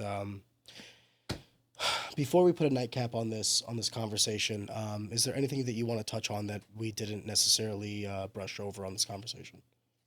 And it's kind of a tough question, right? Because it's like, hey, did we talk about your whole life? Well, and we've discussed hot sauce. We've discussed martial arts. We discussed how I got into wrestling. We discussed my family. Yeah, tell me a little bit about you. I don't know too much about you. Let's switch the table a little bit. So you're from St. Louis? No, You're Albanian? I'm You're born in Albania? Oh, this is interesting. You want to be? You want to? Well, I can't just be the only guy talking and then be like, yeah, I did this podcast. And like, what? Tell me about this guy. I'm like, his name's Arion. He used to fight. We had a couple same friends, but I really don't know shit about him. So I kind of opened my heart to you a little bit, showed you a little bit, you know. So let's learn a bit about you. I would describe myself as an individual who I was born in Albania, grew up in America. I consider myself a patriot, and I love this country. I consider myself very lucky and fortunate to have as many people that I had pour into me. I am a reflection of a multitude of individuals that have given me much more than I deserved. And ultimately, at this point in my life, I am trying to honor everybody's legacy and everybody's effort in a multitude of ways, as a father, as a husband, and both as an entrepreneur and as a businessman. It is my job to be the best husband. It is my job to be the best father. It is my job to be an employer. It is my job to be an employee. It is my job to give into others. It's my job to mentor and facilitate the next generation as it was done for me. It is my job to give back to all the communities that have ever given to me, fighting being one of them. Yeah. And if at any point in my life, when I die, I can look back and say, I gave more than I got. That's my goal. That's Amen. yeah. That is my goal. If I took one, I gave two. Amen, brother. And if I do that, and then everybody does that, then the world's a better place. So when did you move here from Albania? Oh, young. I don't remember Albania. Adolescence. Fun fact, we're going back to Albania this summer for a wedding. I haven't been back since. I'm 32 years old. Well, it'd be like a first. Yeah. But it's going to feel like home. I only know America in the sense of like, we've been to Greece, we've been to Italy. So I don't know their geography exactly. What country do they Balkan mountains, Eastern European, like Bosnia, Italy, Okay, Greece, yeah. same fucking people. Okay, then what was we're all mutts. Me and Nico are probably more related than I think. Yeah. So what was what was politics then when you left? They fled communism. Was the country in turmoil and everything back then? Fun fact, I thought that we won the immigration lottery and that we moved over here. My dad told me that he smuggled us out. Beautiful. After I told that story, he's like, we didn't win an immigration lottery. I was like, that's what Mom said. He's like, I paid this guy €1,000 or whatever to ICE smuggle isn't going us to come out. get you now, are they? No, we came to America legally. We fled Albania illegally. Oh, okay. Here's a fun story. Only in communist countries can you leave illegally. If that doesn't say that system's fucked, I don't know Yeah. what does. So like everyone's like, "Oh, were you illegal?" I was illegally left Albania. I didn't illegally come to America. Take that, you In fucking fact, liberals. sorry, Greece. We lived illegally in Greece for 2 years until we got all the documentation. Your people have done a great service to my people. Oh, he's Greek too, huh? Yeah, Wow. Greek and Filipino. Wow. Greek-apino. We lived in Greece for 2 years until we all got all the documentation and everything. We fled Albania illegally because it was a communist regime. They didn't want us to leave. I told this story multiple times. I have many things that I kind of hold against my father, but one of the things I will say is he is the catalyst for a lot of my patriotism. When we came to America, he got off the plane and kissed He the made asphalt. shit He kissed the happen. asphalt. Bro, No, he appreciated it. he appreciated it. Foreigners fucking appreciate America more than Americans, and it makes me so fucking sick. You're not incorrect in your assertion that somehow, some way, it seems like first-generation immigrants seem to value the promise of this land more than They its appreciate it so much more. residents. I think the problem is Because they saw the other side. Exactly. And I sometimes, is that a bad thing? Is that a good thing? Should Americans suffer from their ignorance because of success? Every American needs like 2-3 years in Dagestan. I think I hate to say this, but I do like the Israeli approach of like every citizen Has to serving do the IDF. mandatory military service. I went to Israel for my bar mitzvah. I was there for a long time. I was there for like 6 weeks. When I came back to America, I appreciated America more than I ever had before. Yeah. So I saw everything. I saw everything from Tel Aviv to Jerusalem to fucking people living in sand huts in the middle of the fucking desert. Like sitting on like clay furniture and shit that's in a fucking hut with no roof. And like I saw their schools. Some of their schools are literally just like broken, built like walls that are half standing and half knocked down, no roof, dirt floors. And like these kids they're like more happy to be in that school than we are to be in fucking Rockwood. I've said this all the time, and I've never deviated from this. To be poor in America is still to be better than 99% of the world. Amen. Being American alone is a gift. If there's any place I'd be homeless in, it's California. Bro, yeah. I said that to Nico earlier today. I was like, yeah, my life's pretty fucking hard, but at least I'm not fucking watching my sister get her head cut off in fucking Papua New Guinea or some shit. Or fucking some... right? Like, that's real. Like, Not even. like It doesn't even have to go that extreme. You know what the problem with victory is? It can defeat you. And the thing I tell people all the time is like, what is the greatest part of America? It allows me to be the greatest form of myself because I am in the hurdles in which I can strive for myself are so diminished in comparison to the rest of the world. I do have the most freedom here. Don't let anybody Bro, we can talk about ever our tell you leader differently. derogatory and not get fucking beheaded. Or you can have a mean tweet and not go to prison. Yeah, fuck England. You can't even do Dude, fucking... welcome to Is the that UK. True? Yes. They're really fucking... That is the law of the land now. motherfuckers up Yes. for fucking... Yes. The rest of the world is collectively losing their minds. The rest of the I world mean, America's right there. America's not too Let's far talk behind. about this. Let's talk about this. This is a topic that I'd be interested. By the way, for those that don't know, we have like 5 different dudes in it. It's a sausage fest right now in the studio. Explain to me a world where the president of the United States can go to the United Arab Emirates, the Saudi Arabians, Qatar, basically everybody that represents OPEC with the exception of Iran, even though we're still in contact with Iran and in active peace negotiations with Iran for denuclearization. Yeah. We have had more strides in the Middle East after 2 decades of bombing brown poor people than we do with Europe, who we fund through NATO.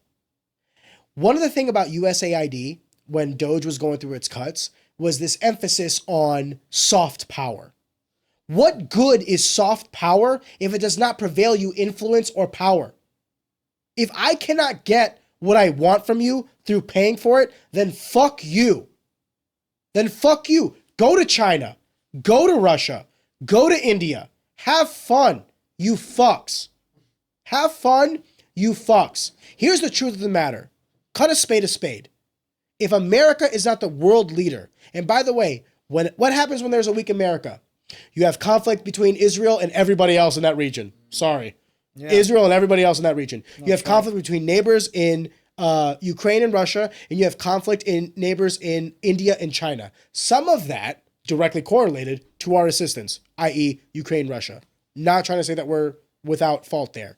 But what I am trying to say is, do you know what the world needs right now more than anything? A toxic, masculine, white guy with a giant throbbing cock to walk into the room and say, everybody shut the fuck up and sit down. Yeah. And you know what that'll result in? A bunch of people not dying. Yeah. A bunch of people not dying. A bunch of people not dying. So here's what I say to everyone that's like, here's the problem with a lot of people in this country.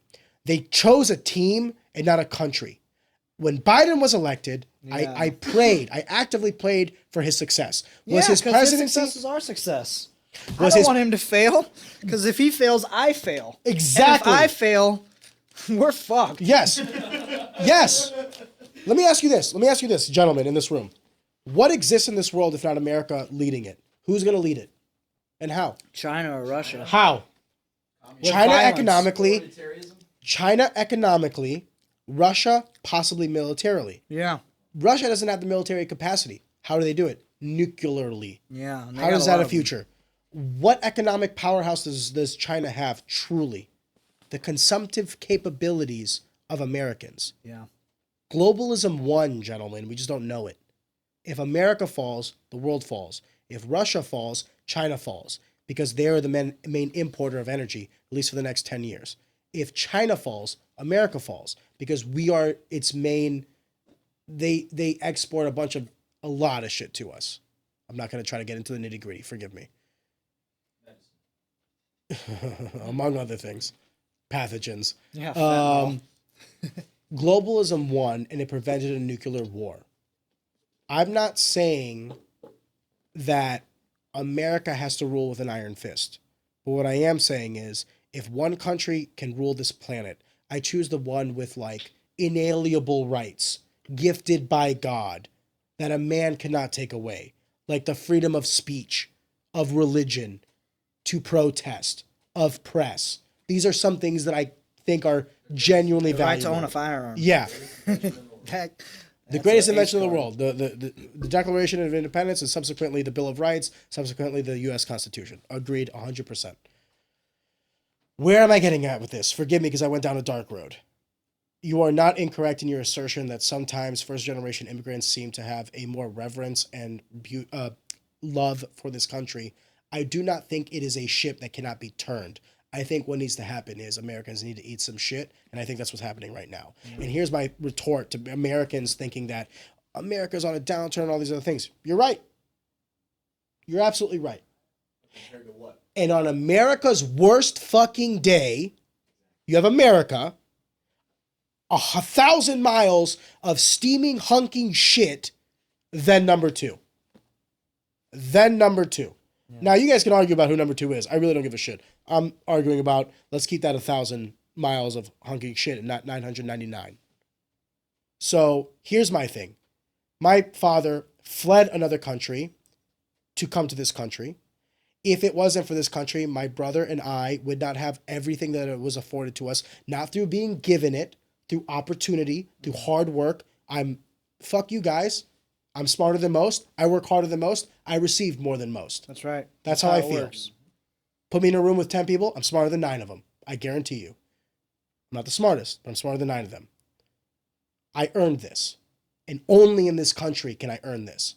And you better goddamn believe that I want to maintain that for my daughter. I don't want her living. She will outlive me. There will be a time where I die and she's still alive. And then the next of kin and so on and so forth. I cannot die without regret if I feel like my daughter will live a lesser life than me. There's a multitude of things. Yeah. Micro and macro. Micro is what I can control. Finances, my wife, all these other things, right? Macro, things I can't control. If I die and on my deathbed, I'm like, dude, America's number 2 and communism's winning and the world's imploding because of conflict and strife because none of this shit works. Yeah. I'll have some fucking regrets. So here's what I'll say. If you're poor in any other country outside of America, I feel for you. Yeah, fucking opportunity is sucks. not the same as it is here. That sucks. I'm sorry. It is how it is. If you're poor in America, You still got. That's a chance. on you. You got a chance. that's on you. Yeah. Do not be mad at me for being successful, because I'm not mad at you for not. Do not be mad at me because I took every opportunity afforded to me, because I'm not mad at you for not. I'm willing to pay for Social Security. I'm willing to pay for all these social networks, social benefits, and all these other things. I do think that a society is a direct reflection of how they treat the lowest among us. However, do not fucking get it twisted. Ever. Let me ask you guys a logical question. Who regulates the billionaires? The aristocracy of this world. Who regulates them? Fuck, I couldn't tell you. Congress, the government, the president, the judicial system. Who regulates them? Who regulates the judicial system when they overstep? Who regulates Congress when they run a $1 trillion deficit year over year? Who regulates the president when he's a tyrant? Who regulates them? Is there another form of government above a federal government? No. No. So don't fucking tell me that the billionaires are the problem. Eat shit. The billionaires do not control the purse. And if at any moment you guys wanted to get politically savvy and start voting Congress in that represents you and not me, then do it. Now, does Congress even represent me? No. I'm on the same boat as you guys. Don't get it fucking twisted. I'm not super wealthy. I'm just wealthy.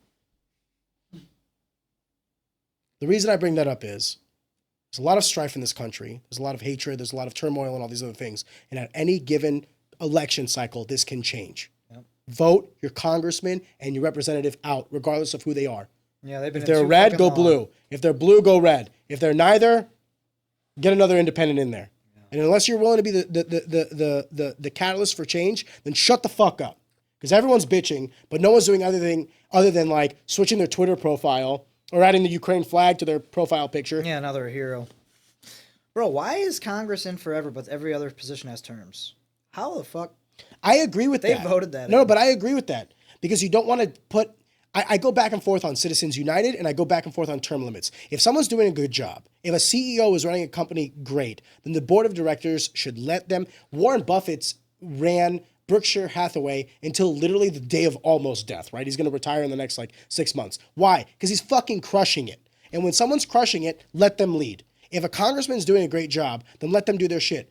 The problem is lazy intellectuals, pseudo-liberals, and neocons who think they know best, but they won't do anything about it. I actually have faith in their generation because they're the more politically savvy ones. We're the retards. Yeah. We really are. So, no, I don't believe in term limits. I believe in voting people out because that's your greatest form of power. And if you don't vote people out, then shut the fuck up. I give money to politicians that I vote for. I give money to political endeavors. I give time and effort to people that I believe in. That's my form of patriotism. If you're just voting red or blue and you don't know what the fuck you're doing, Yeah. shut the fuck up. And by the way, let me go another step further because I went down this rabbit hole today. I legitimately went down this rabbit hole today. $1.6 trillion of student loan debt is going to go into away from forbearance and back into payment this month, May, Trump presidency. If you have not been paying your student loan debts, get ready. That will result in less capital expenditure throughout this country because now you have a bunch of people that now have to pay anywhere between $100 and $1,000 back into student loan debt. I'm not saying that is good or bad. I'm just saying what is. Private equity has over $1 trillion of bubble debt from specifically rate adjusted. What's the word for it? Sorry, adjustable rate not mortgages, but loans. Meaning they had a teaser rate. Yeah. They leveraged their bets. Now they're about to get higher interest rates ever since Biden's presidency, 10% year over year inflation. Thank you, COVID, and our reaction to it. So private equity has a bubble. Student loan debt bubble. Mortgage rates. Because of interest rates skyrocketing, mortgages that have been sold, the number of bankruptcies in the mortgage sector, residential, we're about to talk about corporate, but residential, bankruptcies are going up. Because as the economy downturns, people lose their jobs, people lose whatever, they don't get the bonuses, whatever, they can't make ends meet. What happens when increased bankruptcies happen? You get to wait again. Residential. What happened to corporate real estate? Thank you, hybrid and remote working. Corporate real estate fell off a ledge.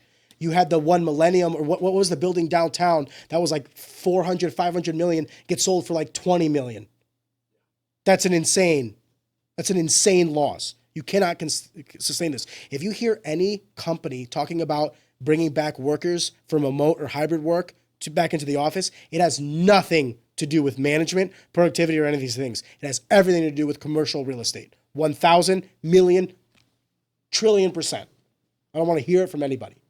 We have so many bubbles on so many sectors, all culminating in the same time.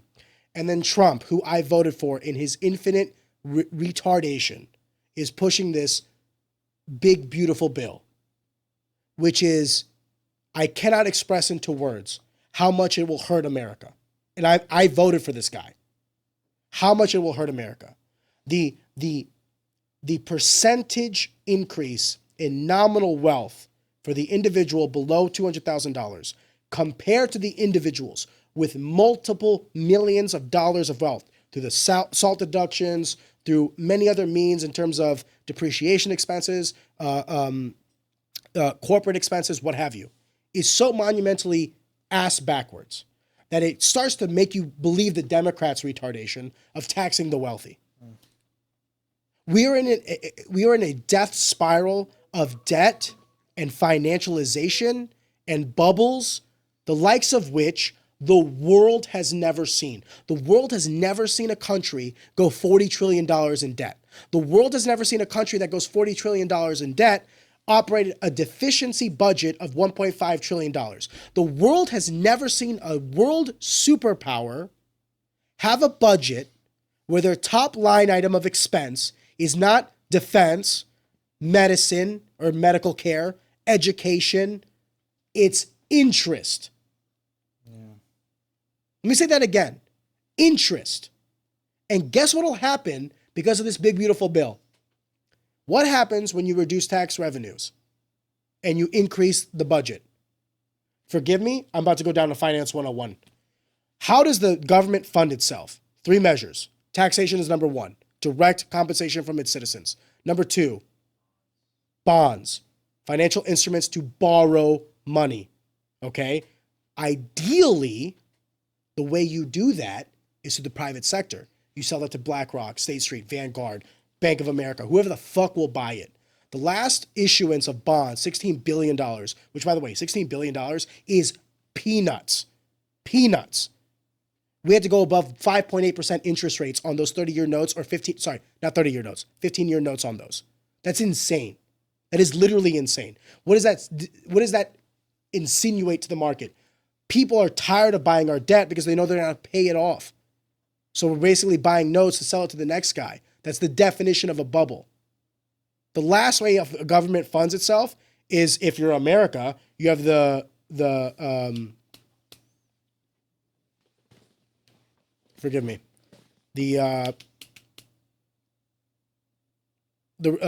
Federal Reserve that will buy the. Okay, I told you this, and I'm going to say it for everybody else. There's 2 people that buy bonds: the private sector, the public sector. The public sector is the bank. The Federal Reserve Bank, right? And what do they do to buy those bonds? They print money. That is the worst of all outcomes, because what will happen is you're buying debt by inflating the amount of currency in circulation, i.e. inflation for the rest of us. Ideally, what will happen is if you sell a bond, Gabe will buy a bond.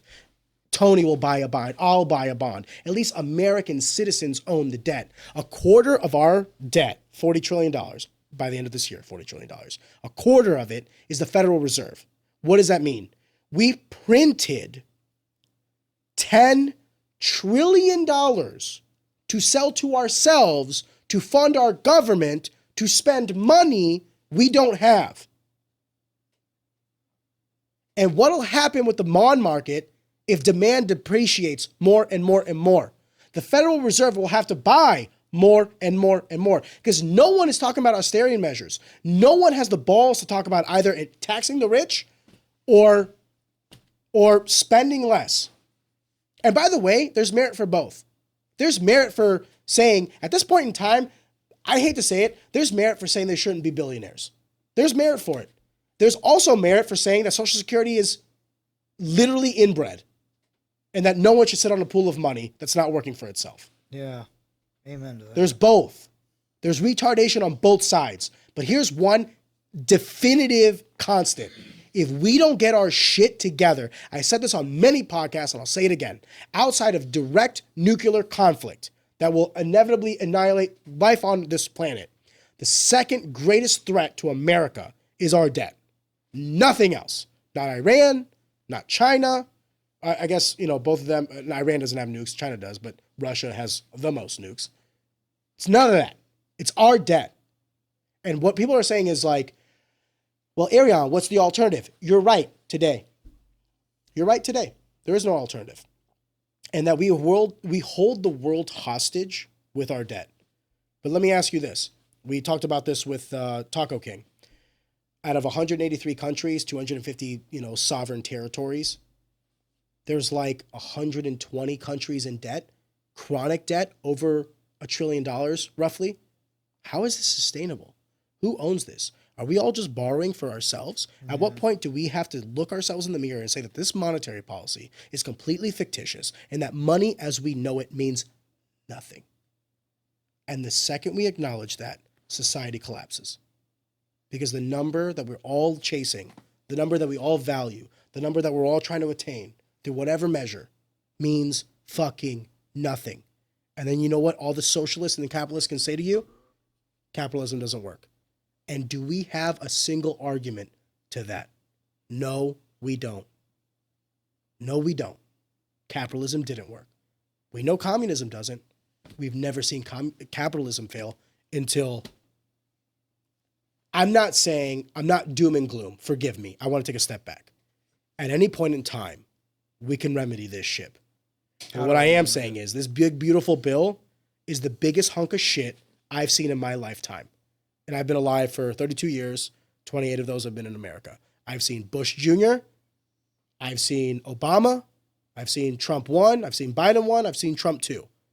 This is the biggest hunk of shit I've ever seen in my life. To change the metric for success from a flat number as our deficit, our debt, to try to change that to, the percentage of debt per, the debt to GDP ratio, meaning like a percentage. So like what they're trying to say is like $40 trillion seems like a lot, but if we increase the size of the economy, $40 trillion isn't that much. Yeah, retards, but you're still operating at a $2 trillion deficit. So what you're creating is an economic bubble. You're doing to the U.S. government, to the U.S. nation, what happens to the stock market. Everybody expects the next quarter to be better than the previous quarter. That's the hot ball fallacy. You're creating a bubble through the economy for America where you're basically putting all your eggs in the AI basket. And here's the craziest part of all of this. It might fucking work. It might fucking work. The AI revolution could be so monumental to human civilization as compared to the monumental increase in productivity of humans as the Industrial Revolution 10x. Maybe that's true. Yeah. Ionization is a factor that can be scaled if the government gets into it. But what I'm talking about is like the calculus before the calculus. Before we even talk about power, we have to talk about what we're doing as a nation. Is that what we're setting our sights on? Collectively, I'm asking 4 guys in this room. Do we want to put the hopes and souls of the next generation on whether AI will be productive enough to grow ourselves out of this debt and not fix the retards that got us into it? Yeah. Keep them in office? No. Prevent them from losing their jobs? Is this what we want? Or maybe we do a little bit of both. Yeah. How about we balance a budget and also increase productivity? We got a 40 trillion. Guys, the number 40 trillion. You will be in debt. You will be in debt in this country your entire life. You will never know a day in your existence on this planet not in debt. That's how big that number is. That's how big that number is. America will implode before the debt is paid off, before you die. Put that into perspective. How do I know this? Look at the rate of inflation. Look look at nominal GDP growth. Even if we were to have an AI revolution, you're still in debt. Can that debt diminish? Yes. Maybe we go from 40 trillion to 39, 38, what have you. But will you be in debt till the day you die? Yes. I will be. Let that sink in. And I'm actively trying to I love this country. There's nowhere else I'd rather live.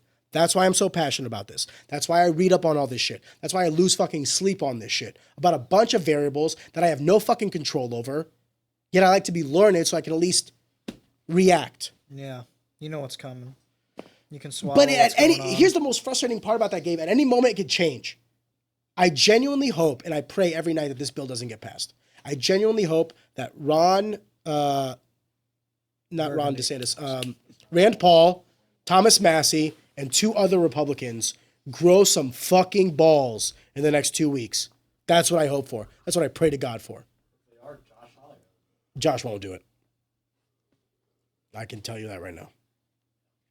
I've had too many dinners with that guy. Josh wants to be president. Josh doesn't care about the country. He's a smart guy.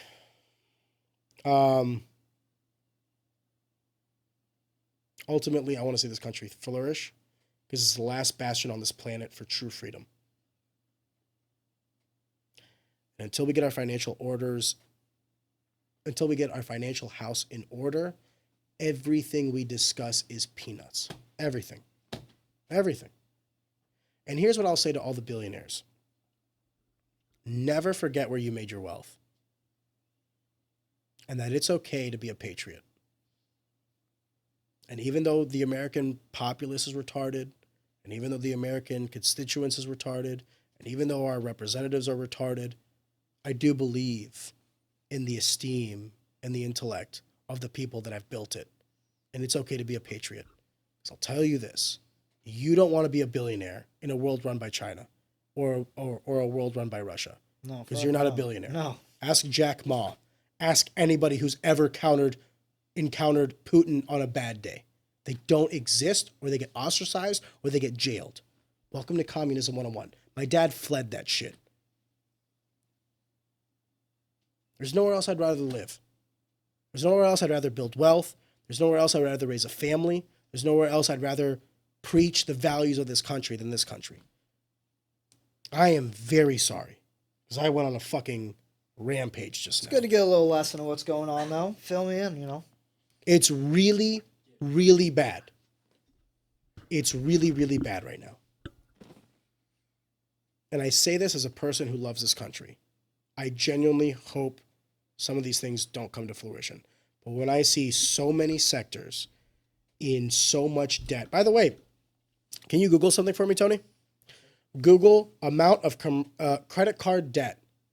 Amount of credit card debt in America right now, active. I think it's around 1.7 trillion. I could be wrong.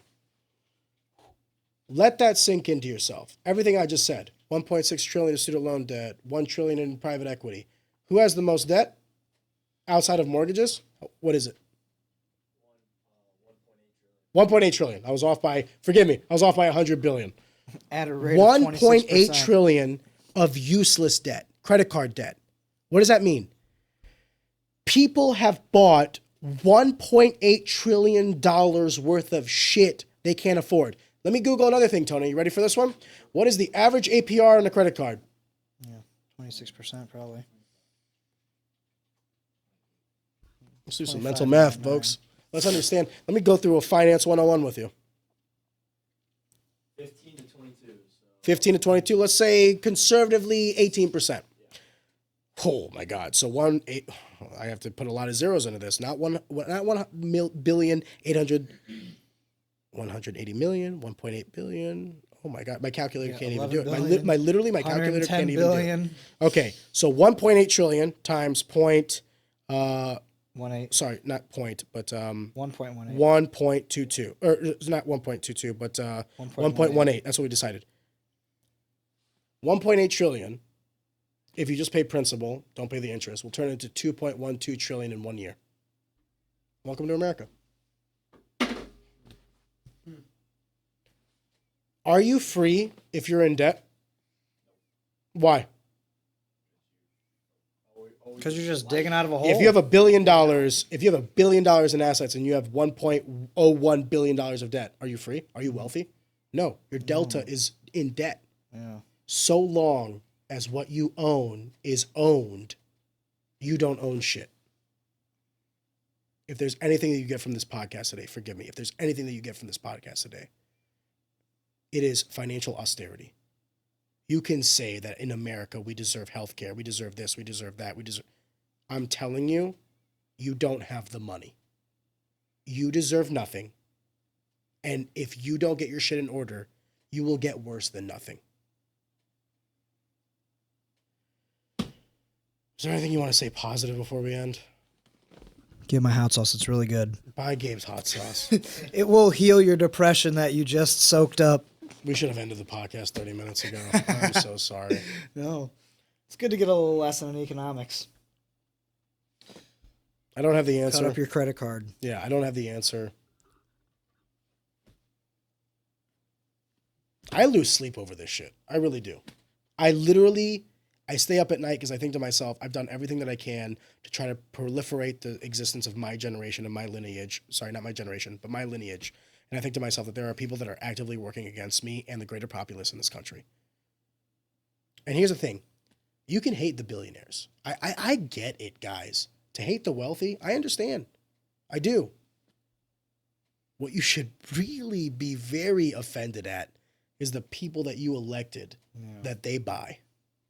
That's what you should really be offended with. That they buy. When you get an AOC who comes in as an agent of change, and then in 6 years in Congress has a net worth of over $20 million, that should offend you. Because I've been working my ass off. I don't have $20 million. Yeah, because that's our money. It's not your money. It's not your money. Her salary is $148,000 a year. It is not your money. It's our taxed money. No, it's not. It's an No. insider trade. Not $20 million. It's not insider trading.